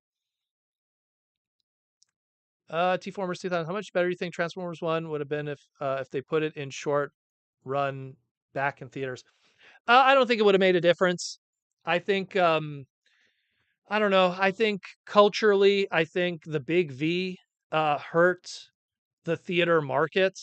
Uh, I feel that movie companies got a little greedy and they were just like, oh my God, no one's going to be able to see stuff in theaters because of the virus. Quick, put everything on streaming and normalize streaming and make it a thing that people, and then people didn't recover from it. And then it was just like when it went back to going back in theaters, yeah, people went to see Mario movie, people went to see Barbie or Oppenheimer, but people didn't go to see the in-between movies, the ones where they're kind of on the fence, you know? Transformers 1 was a 100% for us, but there's people that who and ha when they stand at the box office and go, "What do I go see?" And those people didn't come back. That market kind of fizzled, unfortunately. And I mean, I was this here in Canada, big movie theater companies are going out of business because they didn't do well. They didn't recover, you know? So, and I know the same thing is happening in the States, just not as big in the bankruptcy sense. But I know that here in Canada, it was Guzzo Theater, which is a big brand here. I don't know if they have that in the States at all, but I know in Canada they do. They went belly up, you know, filed for bankruptcy. They've been around for like 40 years because the market just moved on, you know? Guillaume, true, Batman Returns Kenner line survived 2 years in stores back then. Yeah, that's what would happen. Batman movie comes out, toys, toys, toys. Then it comes out on VHS, whole other life that exists. There's kids that would not be able to see that movie in theaters. They would rent that VHS, they see the VHS, they fall in love with Batman, and then that's a whole other trip to Zellers, using a Canadian term, whole other trip to Target, to make that sale again, you know? To sell you a two pack of penguins shooting missiles out of their back. For anyone that gets that reference. Um, well, see, I imagine Mikey and Louie, you said here maybe continue it as a Transformer as a series. That's something I could see it more realistically being. I could see them, look, let's be real. The budget could be done on a TV scale per se, and they could figure something out. Guzzo's not something outside of Quebec, then I'm in a bubble. I apologize. Thank you, Decepticitty, because I know you're familiar with Montreal. But that was a movie theater company that just went belly up. That's been around forever, decades and decades. You know, so it's something where I could see them. They could take Transformers One, they could do it made for TV and make that a TV series and continue the story. Now you could do an episodic beginning of the fight against the Quintessons and the war. And I don't want to say much more than that because sell you my ideas before I give them for free. But there's a lot of good stuff there. Of the Ninja Turtles movie that had a small Paramount Plus series, Transformers 1 could have a direct to streaming sequel. Well, look, they did it with Sonic the Hedgehog. They had the first movie, the second movie, then they did that Knuckles series there, which coincidentally all the actors only appeared in the first episode, and then it was just Knuckles and his road trip adventures. But it could be done, it could totally be done. Mikey and Louie, Proto, what in the flying slag is for dinner? How much time we got left? Oh, we got 15 minutes left, so that's why that's coming up. Honestly, I have no idea because tomorrow I'm taking her out to this incredible deli that she's never gone to here in Montreal. So we're going to be going to that. So I didn't really plan out what I was going to eat tonight because we're going to kind of have like a crazy, crazy breakfast in the morning tomorrow. I'm probably gonna have something light. Um, I don't know. Haven't really thought it out yet. It's a lot of vegetable stuff. I didn't buy any steaks this week because I didn't like the quality of them at the supermarket. I'm very picky with my steaks. I look at them and I compare the quality. But yeah, I don't know. Maybe I'll just have bread or something. I don't usually have bread very often, but if you need a carb that's gonna trick you into thinking you're full, I'll have like a pumpernickel or something, like a fresh bread. And yeah, Tom Laney, what is your holy grail you're still looking for? Uh, Transformer related? Not much. I'm pretty much done in terms of holy grails. Outside of like maybe a lucky draw that I haven't picked up yet or something. In terms of overall, I'd like to own a Hulk 181. I'd like to own first appearance of Wolverine, Hulk. Well, technically second, but first appearance Wolverine, Hulk 181. I'd like to own that. It's probably the only like big ticket item that I never got around to getting that has now just gone up in value, and I just kind of regret not picking it up. All my other like key issue comics that I've always wanted to get, I got all of those. You know, all those other big characters I love, I own all their first appearances. But as a Canadian, not owning a Hulk 181 stings a little bit. That's about it in terms of holy grails. I mean, I'm a guy who's really good at managing his money. Like I don't get distracted by those little purchases along the way that are just a waste of money. And those little purchases that get avoided becomes a big wad of money in the end. And then I could throw it at something that I would be a lot happier with, you know?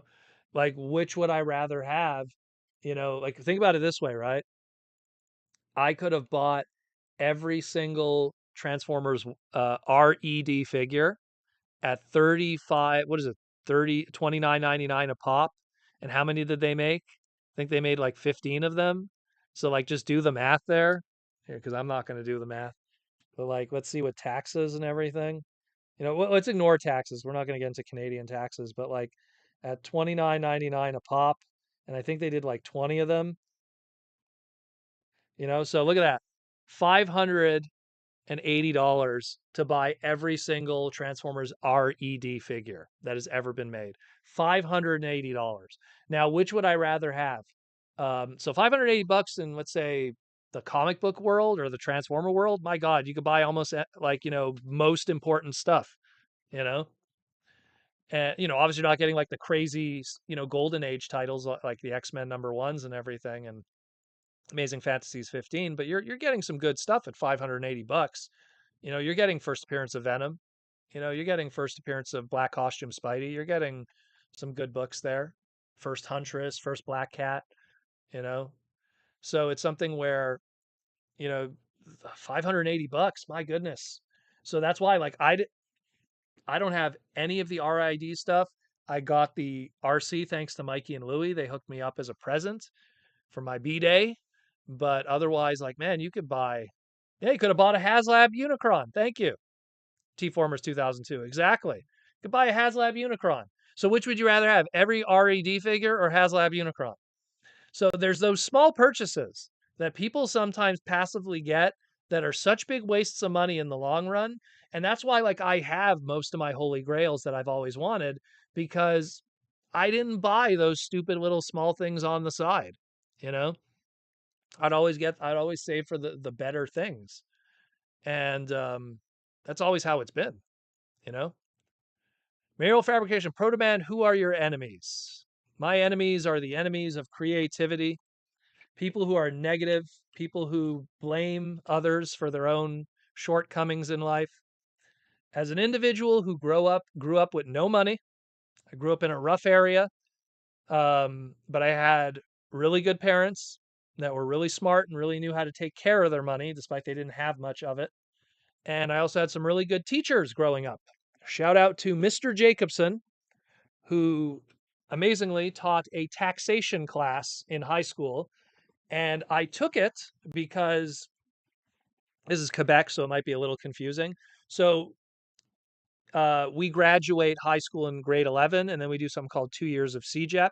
So in grade 10, Mr. Jacobson was my geography teacher, and he told me, hey, when you go into grade 11, take my taxation class. It's really easy, meaning you'll have a high percentage, and then it'll make it easier for you to apply to college, university, and whatever. So I took that taxation class based on that. And I actually learned some. I learned how money works. I learned how taxes work. I learned how you could write off stuff. I learned all, and this was all in high school. So that was very valuable information. And thank you, Mr. Jacobson. You will meet teachers in your life that make a difference, you know, and you learn that kind of stuff. And, that carried on for the rest of my life, being smart with my I find when you don't have something, you appreciate it more. And because I didn't have a lot of money growing up, and no joke, up until 14 years old, I had barely 12 Transformer toys. And of those 12 Transformer toys, about like 9 of them were MicroMasters, if you want to even count it as one, you know? Like I didn't have a lot. But once I started getting my first jobs and making my own money, and again, while being smart with the money, well, I definitely made up for it. And keep in mind, a lot of this, no joke, granted that era is over now. A lot of this was garage sales. Most of my Beast Wars collection was garage sales. Now garage sales, forget about it. That doesn't exist anymore. But, back then, no one knew. No one Googled stuff and looked things up or used Google Images to figure out that this figurine is worth $40, So a lot of my G1 was garage sales, and you know, it was only until like around, I want to say, late Armada, early Unicron, Energon, that I get like my first real job, and then started really dropping coin. But even then, saving money. I wanted to go to BotCons. I would go to BotCons on a Burger King paycheck because I knew if I save one paycheck, put it aside, I have enough money to at least like fly out and go to the con. Do I have money for food or buying stuff? No, that's a whole other conversation. But at least I'd be able to fly out and do the show and pay for entry, which would get me the box set at least. But um, Patrick Brown, you need help learning how to write off expenses. Tax season always sucks. Well, it's always good to figure out how 1099 works, which is self-employment and making yourself your own company. I don't want to go into the weeds of that. It's a longer conversation, but it is something that if you look into that, it's very beneficial for you, especially if you have a mortgage. If you have your own house, you could write off part of your mortgage on that 1099 as your office, and you could write off here. If you like, when you really understand how taxes work, you then understand how people like Jeff Bezos don't ever pay taxes because there's so many loopholes.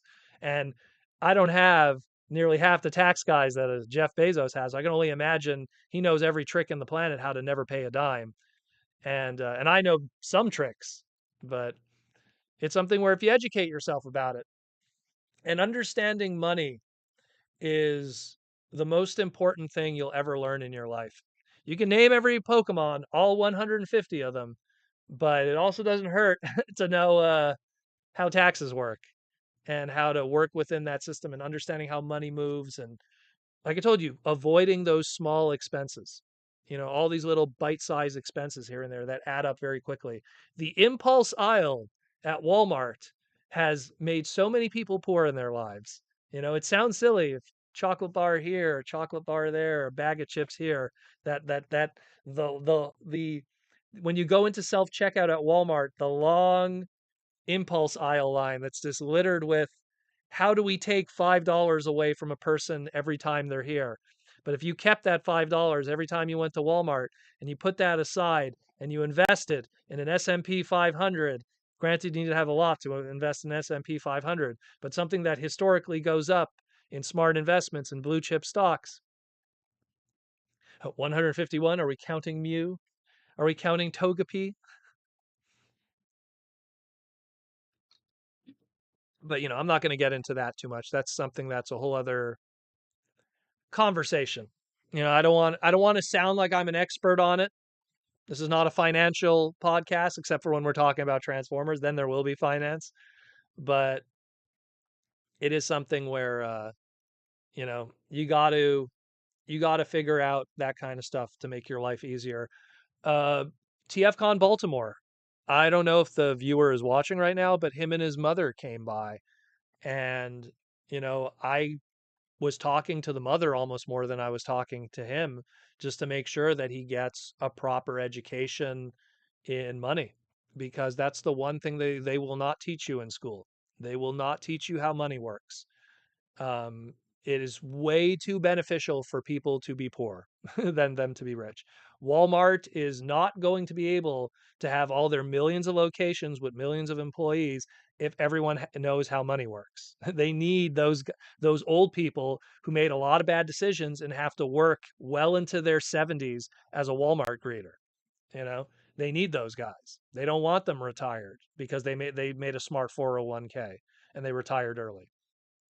So that's a whole deeper discussion, but it is something to. And by the way, Timmy K. Poindexter, it's going to cover my code here. Canada Post,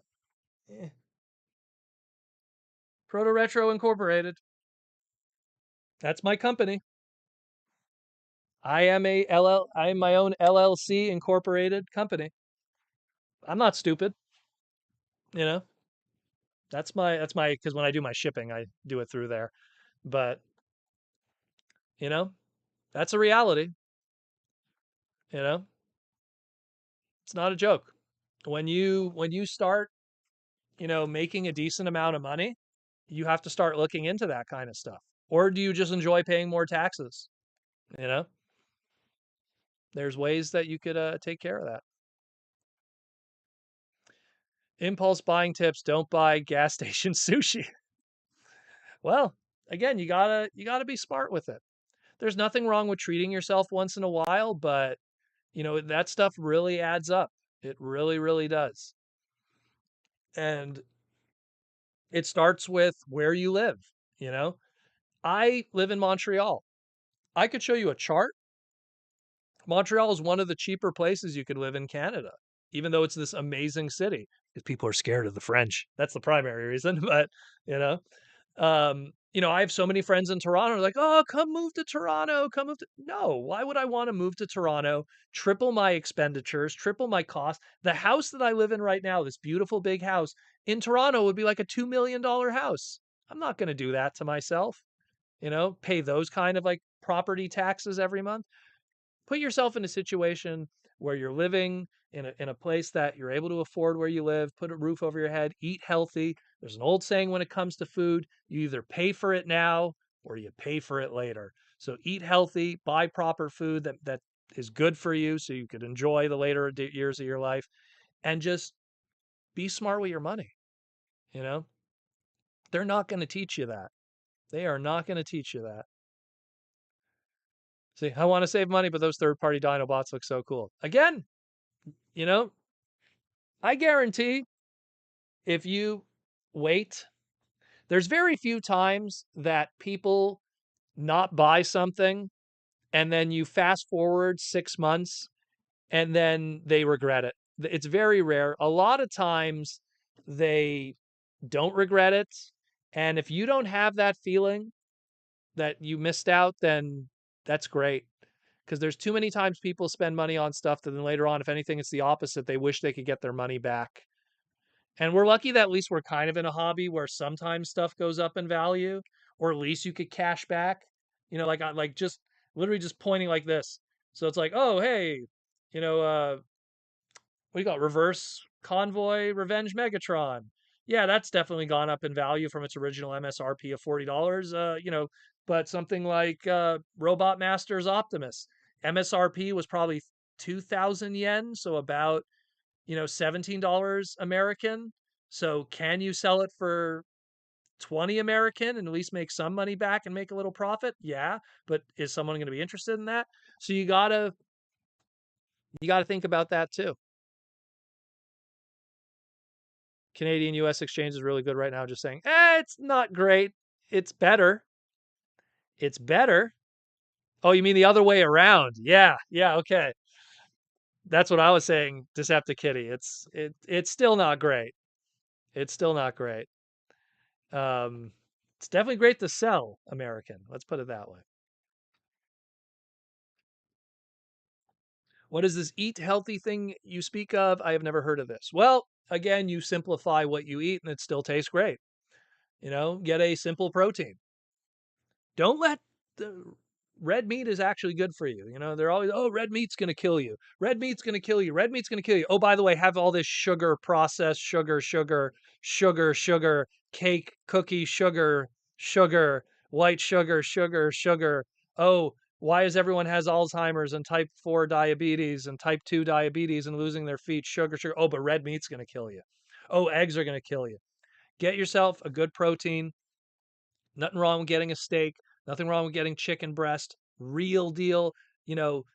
Go online. We have YouTube. You could literally watch high quality chefs that know what they are doing do because I did this. I watch YouTube channels of really high quality chefs showing how to make amazing stuff from scratch, and it's easy. You buy a steak, go, what's his name there, that chef that yells at everybody. He did a really good show where you get butter, garlic, pepper, put that in a pan with olive oil, no seed oils. Do not use canola oil, do not use sunflower oil, and do not use vegetable oil. Those are things are trash. You should throw those out. Don't ever have them in your house. Have only virgin olive oil and use that for all. Gordon Ramsay, thank you. Gordon Ramsay has a great YouTube channel that shows you how to make super easy stuff that's healthy. And it's free on YouTube. So you could watch cat videos, you could watch this dumbass, or you could watch something that you could cook healthy food for you. You know, you buy a really good steak for like $5, you know, that's really good for you. And black peppercorn, couple bit of garlic, little bit of butter, because butter doesn't hurt anybody, but margarine will kill you. Again, everything's flipped on its head now. No one should ever own margarine. Butter's where it's at. Get yourself some broccoli. Look for what's on sale. If broccoli isn't on sale this week, get another green vegetable that's on sale this week. Oh, Brussels sprouts are on sale this week. Oh, bok choy is on sale this week. You get those things. You get what's on sale. I have an app on my phone. It's called Flip, and it tells me what's the stuff that's on sale this week. You know, then you get yourself berries, blackberries, raspberries, blueberries. That's your breakfast. Berries, antioxidants. You know, get those. Get some real nuts, almonds, not peanuts. Peanuts are made in seed oils. You get almonds, you get cashews, you get pistachios, real nuts. That's your proteins in the morning. Have those with the berries, blackberries, raspberries, blueberries. Have a real egg. Have that egg done in butter. Nothing else. No Pam, which is that garbage spray. No margarine. Stainless steel frying pan. No, no the Rock ones or Teflon. That's all garbage. Only a stainless steel frying pan. Like, it's these little things that make your life so much healthier. I am 42 years old, okay? 42, all right? And healthy as hell playing basketball all the time. Pam is garbage. Damn right, Pam is garbage. I don't know why anyone uses that. Why are you spraying plastic on your food? Ugh, Aaron, I don't know why people use that. But that's why it's so easy. Oh, diet food is bullshit. It's all bull. It replaces sugar with aspartame, which is just as much poison, you know? Oh, I'm going to get don't have soda. I'm going to get a diet soda or a Coke Zero. Oh, and you're trading one poison for another. Congratulations. Yeah. Hey, Pam's a nice lady. Yeah. Yeah, we're picking on the Karen, but not Pam, eh? Yeah, you can use frozen vegetables. Frozen vegetables are good too. The only negative with frozen vegetables is I find that you can't do certain stir fries with it and stuff like that. So like, cause they'll break down because they were flash frozen and then they have the moisture in it. So, but like, I mean, hey, if you could get fresh broccoli heads, like, no, where's my phone? Where did I put my phone? Oh, there it is. You know, like literally, I'll just show you guys right now. Like, this is literally here. Here's what Proto Man does. He opens Flip, and then he goes to. Just want to make sure I'm not missing anything. Basically, eat real foods over. Yeah, of course. But that's when you go to Costco. I love Costco, but everything is pre-made. Like 99% of that store is pre-made food. I go to Costco, I buy the bulk milk, I buy the bulk eggs, the good ones, and then once in a while I'll leave with the chicken, which we gut the chicken, by the way, and then we just use certain parts of it because it's so cheap. And then once in a while when they have sales on their fresh cut meat and stuff. So like no joke, like let me just show you guys what Proto Man literally bought this week. Come on. Yeah, you get a real protein. Here, look. This was literally this is Canadian.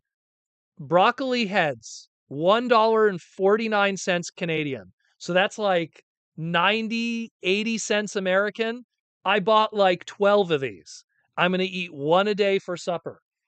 Break it off, wash it clean, get all that pesticides and garbage that's off of it. You could buy some vegetable cleaner. It's kind of like a mixture of a vinegar and stuff. You could buy it pretty cheaply in bulk.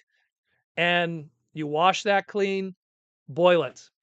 Don't microwave it. Microwaving kills all the positives in there. Stop using your microwave. Quit taking the easy route when it comes to cooking. Boil water, boil the broccoli. Frickin' amazing. You don't like the taste of broccoli? Put a little butter on it, put a little salt. It won't kill you, but at least you're getting the broccoli in your system. You know? Vitamin C, vitamin D, calcium. It's a super vegetable. It's amazing. Top tier. You know? Have it with a protein, piece of steak, piece of chicken breast. Go to Gordon Ramsay's channel. He does chicken breast, he does steak. Super easy to make. It takes, no joke, 10 minutes. Listen to my podcast while your steak is cooking. I listen to wrestling podcasts when my steak is cooking. Shout out to Something to Wrestle With. Shout out to Undertaker's podcast. Shout out to Jim Cornette's podcast. Those guys are saviors. Even Maven's podcast, once in a while, I'll tune into it. You know, like I go to those, I listen to those while 10 minutes is going, done. Broccoli's done. That's done with the chicken breast. Oh, you need to have a carb on the side? Do some rice. Get a half decent rice cooker from an Asian supermarket. Don't buy a rice cooker from Walmart. They're garbage. Get a made in Japan Japanese rice cooker that holds rice over 48 hours and you can have it on the go whenever you need. Crush it, you know? Absolutely crush it. And like I said, with the protein, whether it be chicken breast or steak or whatever, you could put any kind of spices you want on it, all that kind of stuff. Gordon Ramsay shows. Stevie Richards is another good podcast, but thank you, Guillaume. Stevie Richards' podcast is really good. He's good with showing how moves are done. But yeah, you know, and same thing. Fish is another great one. When you could buy it on sale, don't buy garbage, highliner, frozen, breaded, deep fried garbage. When it's on sale, buy it on sale. Great stuff, you know? I like it. Ninjatron. Cooking healthy food while listening to Jim Cornette talk about Wendy's. You know, Jim Cornette used to be a lifelong soda drinker and he stopped because he realized he was killing himself. So better late than never. But he used to be a big Pepsi guy for years. Yeah, going to Wendy's, that's an old story, that one. But no, that's why. And you keep it simple. Breakfast should always be extremely simple. It shouldn't be something that's too heavy. You know, work dark chocolate into your diet. 100% dark chocolate. I know some people don't like the taste of it, but it is the best way. to get flavulins in your body and antioxidants. It's so good, you know. You're gonna feel like you have so much energy from eating dark chocolate. It's crazy, you know. Pro man loves you, does not want you to have a heart attack. No, I just want people because one thing that kills me whenever I go to the States is I'll go shopping at Walmart because look, Cringe McCringle could account for this and everything. You know, I showed up because when I travel, you can't bring this with you because they freak out because they think you're carrying a bomb or something because you can't bring liquids and stuff. So I have to go to Walmart and I got to get myself an orange juice or I got to get myself water or whatever, you know, because if I have to rely on my own devices at a hotel or whatever, it's going to be overpriced soda and booze, you know. But there's a way to live that lifestyle, and again, like I said before, pay for it now because otherwise you're going to pay for it later. Because it's very cheap to eat unhealthy, but it's not that expensive. It's a little more expensive, but it's not that expensive to eat healthy. It really isn't. And when you start like looking into it, you realize, geez, like you'll feel more full because again, another surprise of these unhealthy foods is they also make you always feel hungry afterwards because they want you to eat more. You know, I could eat, no joke, probably 40 chicken McNuggets from McDonald's easily. But if I eat a steak, I'm full. It's so dense that I'm full. We loaded it up on cheap vitamins in Canada because it all subsidized them for your health. Well, this is the thing. Before we'll end it on this. Do you want to know why Canada has free health care? Because the government wants to make sure that if their people are healthy, they don't have to pay for it. That's why. If Canada had to pay for the health of Texas, the whole country would be broke. You know what I mean? Like just the obesity rate or anything. I don't want to pick on Texas, but I'm just going to use Texas because it's a big state. You know, we use California.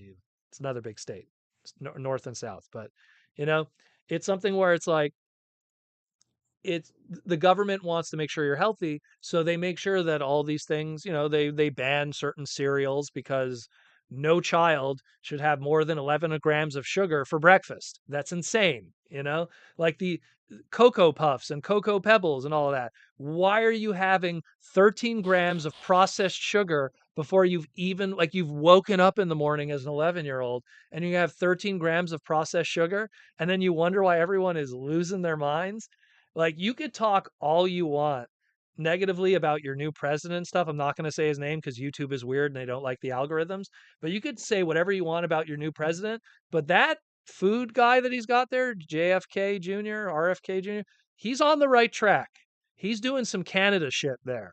And he's going to make you guys better for it. I'm just going to say this right now. You could say what you want about the president stuff. That's not my opinion because I don't care about politics, but I do care about health and food and he's on the right track there because Nestle and all those guys, they just want you to just be unhealthy, man. It's too beneficial for them. It's too beneficial. I was sitting with Cringe McCringle in the hotel room and it was just nothing but commercials for pills. I was going like, why is every second commercial a pill? You know? Do not put barbecue on chicken breast. I'm kind of iffy with salt with sauces because sauces are usually made with seed oils. Like you could use like again crushed pepper, actual sea salt, real sea salt, not garbage sea salt.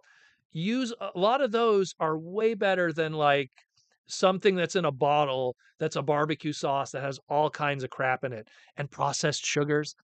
Look, pick up a bottle of ketchup. And I use ketchup. Don't get me wrong. I'll have ketchup on a hot dog, but that's unhealthy with unhealthy. So if I'm going to eat unhealthy, I'll put ketchup on a hot dog. But pick up a bottle of ketchup. First ingredient outside of tomato paste is white processed sugar. And it makes up 40% of what ketchup is. Ketchup will kill you, you know? That's why it's like, there's a reason why it's not the greatest thing in the world. Hong Nguyen, thanks for dropping truth about food. Well, I'm a Canadian who's lived healthy his whole life and goes to the United States 5, 6 times a year, if not more, you know, and lives in a very foodie kind of city. that is famous for something as unhealthy as poutine, which is very unhealthy. That's the irony in that. But you know, it's very important. It's because I want people to live long, healthy lives. The reality is they don't want you to make money, save up for a 401k, and then live for 100 years. No, they need you to retire at like 67 and then die like 5 years later. And then they don't have to give you the rest of that money. You don't need to get pensions and all that stuff. Die. Why don't you die already? That's what they want to do, man. They don't need you healthy. So it's a whole different system there. And how we get away with it is we have higher taxes and we keep ourselves healthy. So those higher taxes keep us healthy and it balances out everything. We live longer. And as a result, because of the higher taxes, it covers that. And our government, who I'll tell you this right now, our government is no better than your government. They're all corrupt. They all want to be rich. They all want to have gold encrusted swimming pools. There's no surprise there. Canadian government is no better than the American government. But what they do is, how do they keep their gold encrusted swimming pools? Well, they make sure their population is healthy because they have to pay for the health care. That's the only difference. If the United States had free health care, they'd have to pay more in taxes. But then they'd also have to get rid of everything that's unhealthy on the shelves.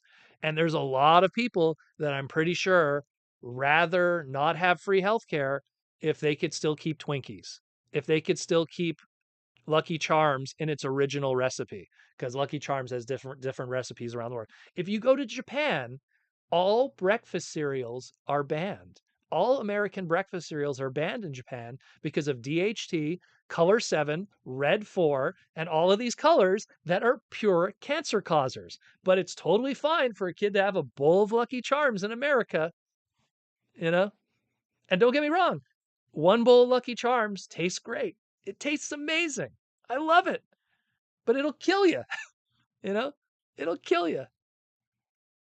Archimonster, we have the freedom to kill ourselves with food down here. Well, that's the reality. Like if I want a box of Cocoa Pebbles, I have to cross the border. Or like I love what's the other one? Count Chocula. Oh my God. As a kid, I loved Count Chocula. But it's like you can't get it here. Because after like I think it was like 1990 or 1989, they passed a law from Health Canada where it's like no breakfast cereals can't be above this much amount of sugar, and you had to use chlorophyll to change for the marshmallows. They had to use chlorophyll instead of actual white sugar because chlorophyll, at least it gives that fake taste of sugar. It doesn't taste as good as real marshmallows, but at least it's not processed white sugar that'll kill you. You know. But yeah, yeah. Japanese breakfast: bowl of rice, fish, miso soup. Which, by the way, their soups are all beef broth based. Their soups aren't like a Lipton fake, like powdered soup with nothing and salt and everything. Japanese and Asian soups are all beef broth based. Any real Asian soup, they use real meat, and that real meat is what makes the broth, which then it transfers that real meat of protein, and then you get real protein in your soup. Where most soups that you have today, garbage ass soups that you buy from the supermarket, don't have any of that. Like, trust me, there's a reason why. Like, they're called green zones. Certain countries where people live to 100 easily, you just look at the diet, man. Canada's 51 state. Well, we're already kind of like Mississippi, Quebec, so we're kind of already there. Asian Dorito bag from an Asian supermarket, and saying how many less ingredients they have in there. Of course, because they can't. Number one, the colors. When you see color this, color that, that's the first red flag not to eat it. That stuff will cause cancer in a heartbeat. But it's in Pop Tarts. It's in granola bars. It's in anything that, and again, 90% of potato chips. If you want, like, if you need, here's a little hack for you. If you need to have something that's like a potato chip, I, Jaws D could account for this. I was a potato chip fiend growing up. I could destroy a bag of whatever, no problem. So I was the worst with that. If you need to get that fix of something like a potato chip, go for more of a cracker and try to go for a cracker that doesn't have, again, the dyes in it. So, like, unfortunately, a goldfish crackers and stuff like that, Yeah, no, you know, but there is some crackers that have sea salt on them that give you that potato chip experience. I'm trying to remember a brand by Dare. There's one of them that's really good. Um, that's pretty, and, yes, it's not a big old bag of chips that you bought from Costco, party size, Lay's, whatever, but that shit'll kill you, man. That shit'll kill you. But if you want to have something that has a similar experience, you still want to have a munchy kind of thing when you're watching a movie, try to find a healthier cracker, that doesn't have the dyes in it and stuff. Doritos is the worst. Oh my God. And I love Doritos. Again, I love these things. I love them. I'm not hating them because I don't like the taste of them. I think they're great. But Doritos will kill you, man. American pasta, Marrow fabrication. That'll be the last thing we'll cover, and then we're going to call it quits for today. American pasta and Italian pasta is two different things. When it's made fresh, as opposed to the processed glue that you buy in the supermarket, it's two very pizza too. The way the pizza is done differently. It starts with the flour. It starts with the oil that's used in the flour. Again, sunflower oils, processed oils, all these high heat oils like vegetable oil. They're disgusting canola oil. If you have that in your house, pour it down the sink. Actually, don't pour it down the sink. That's bad for the environment. But get rid of it. Get rid of that stuff. 100% virgin olive oil. It's the only oil you should have in your house. It's not good for deep frying, but you shouldn't be deep frying anyways. Ramen based soup and chicken pork or chicken pork. Again, as long as it's not the pre-processed Nissan ramen garbage there, you know that stuff is ugh, you know. If the noodles are made by hand and the broth is made from an actual protein. Oh, you have a based broth? Was it some powder and crap that was made on the side, or was it actually a piece of pork that it was simmered in for a while to make the flavoring? My mother-in-law makes amazing stuff, and I see that firsthand, you know. Anyways, I'm out of here. Aaron said it himself. Night, everybody. Thank you all for the love and support, everybody. Just wanted to say, you guys have been great. All kinds of awesome stuff throughout the years. And, 2025 is going to be awesome for the Transformers Slag podcast. Like always, we're going to try to educate you, entertain you, and inform you, not just on the robots in the skies, but I guess life, food, history, and everything like that. Just take care of yourself, take care of your friends, your family, your loved one. Thank you for, again, the love and support, the people who are part of the podcast, people who are part of, the YouTube membership, which practically almost every name on is green now. All the people who joined the YouTube membership. Thank you, McTankies, for all those YouTube members again. I mean, that's absolutely awesome, brother. Thanks everyone who came by, all the super chats that we did get tonight. And again, just take care of yourself and your family. The world is an amazing place. There's a lot of cool stuff in it, and you could sit around playing video games and stuff and do it guilt free as long as you do when that steak is cooking, do a couple push ups. You'd be surprised. The steak takes 10 minutes. The push ups for the day take 2 minutes. So you're good. Do a couple push ups, couple sit ups. Take a look at the steak. Okay, flip it over.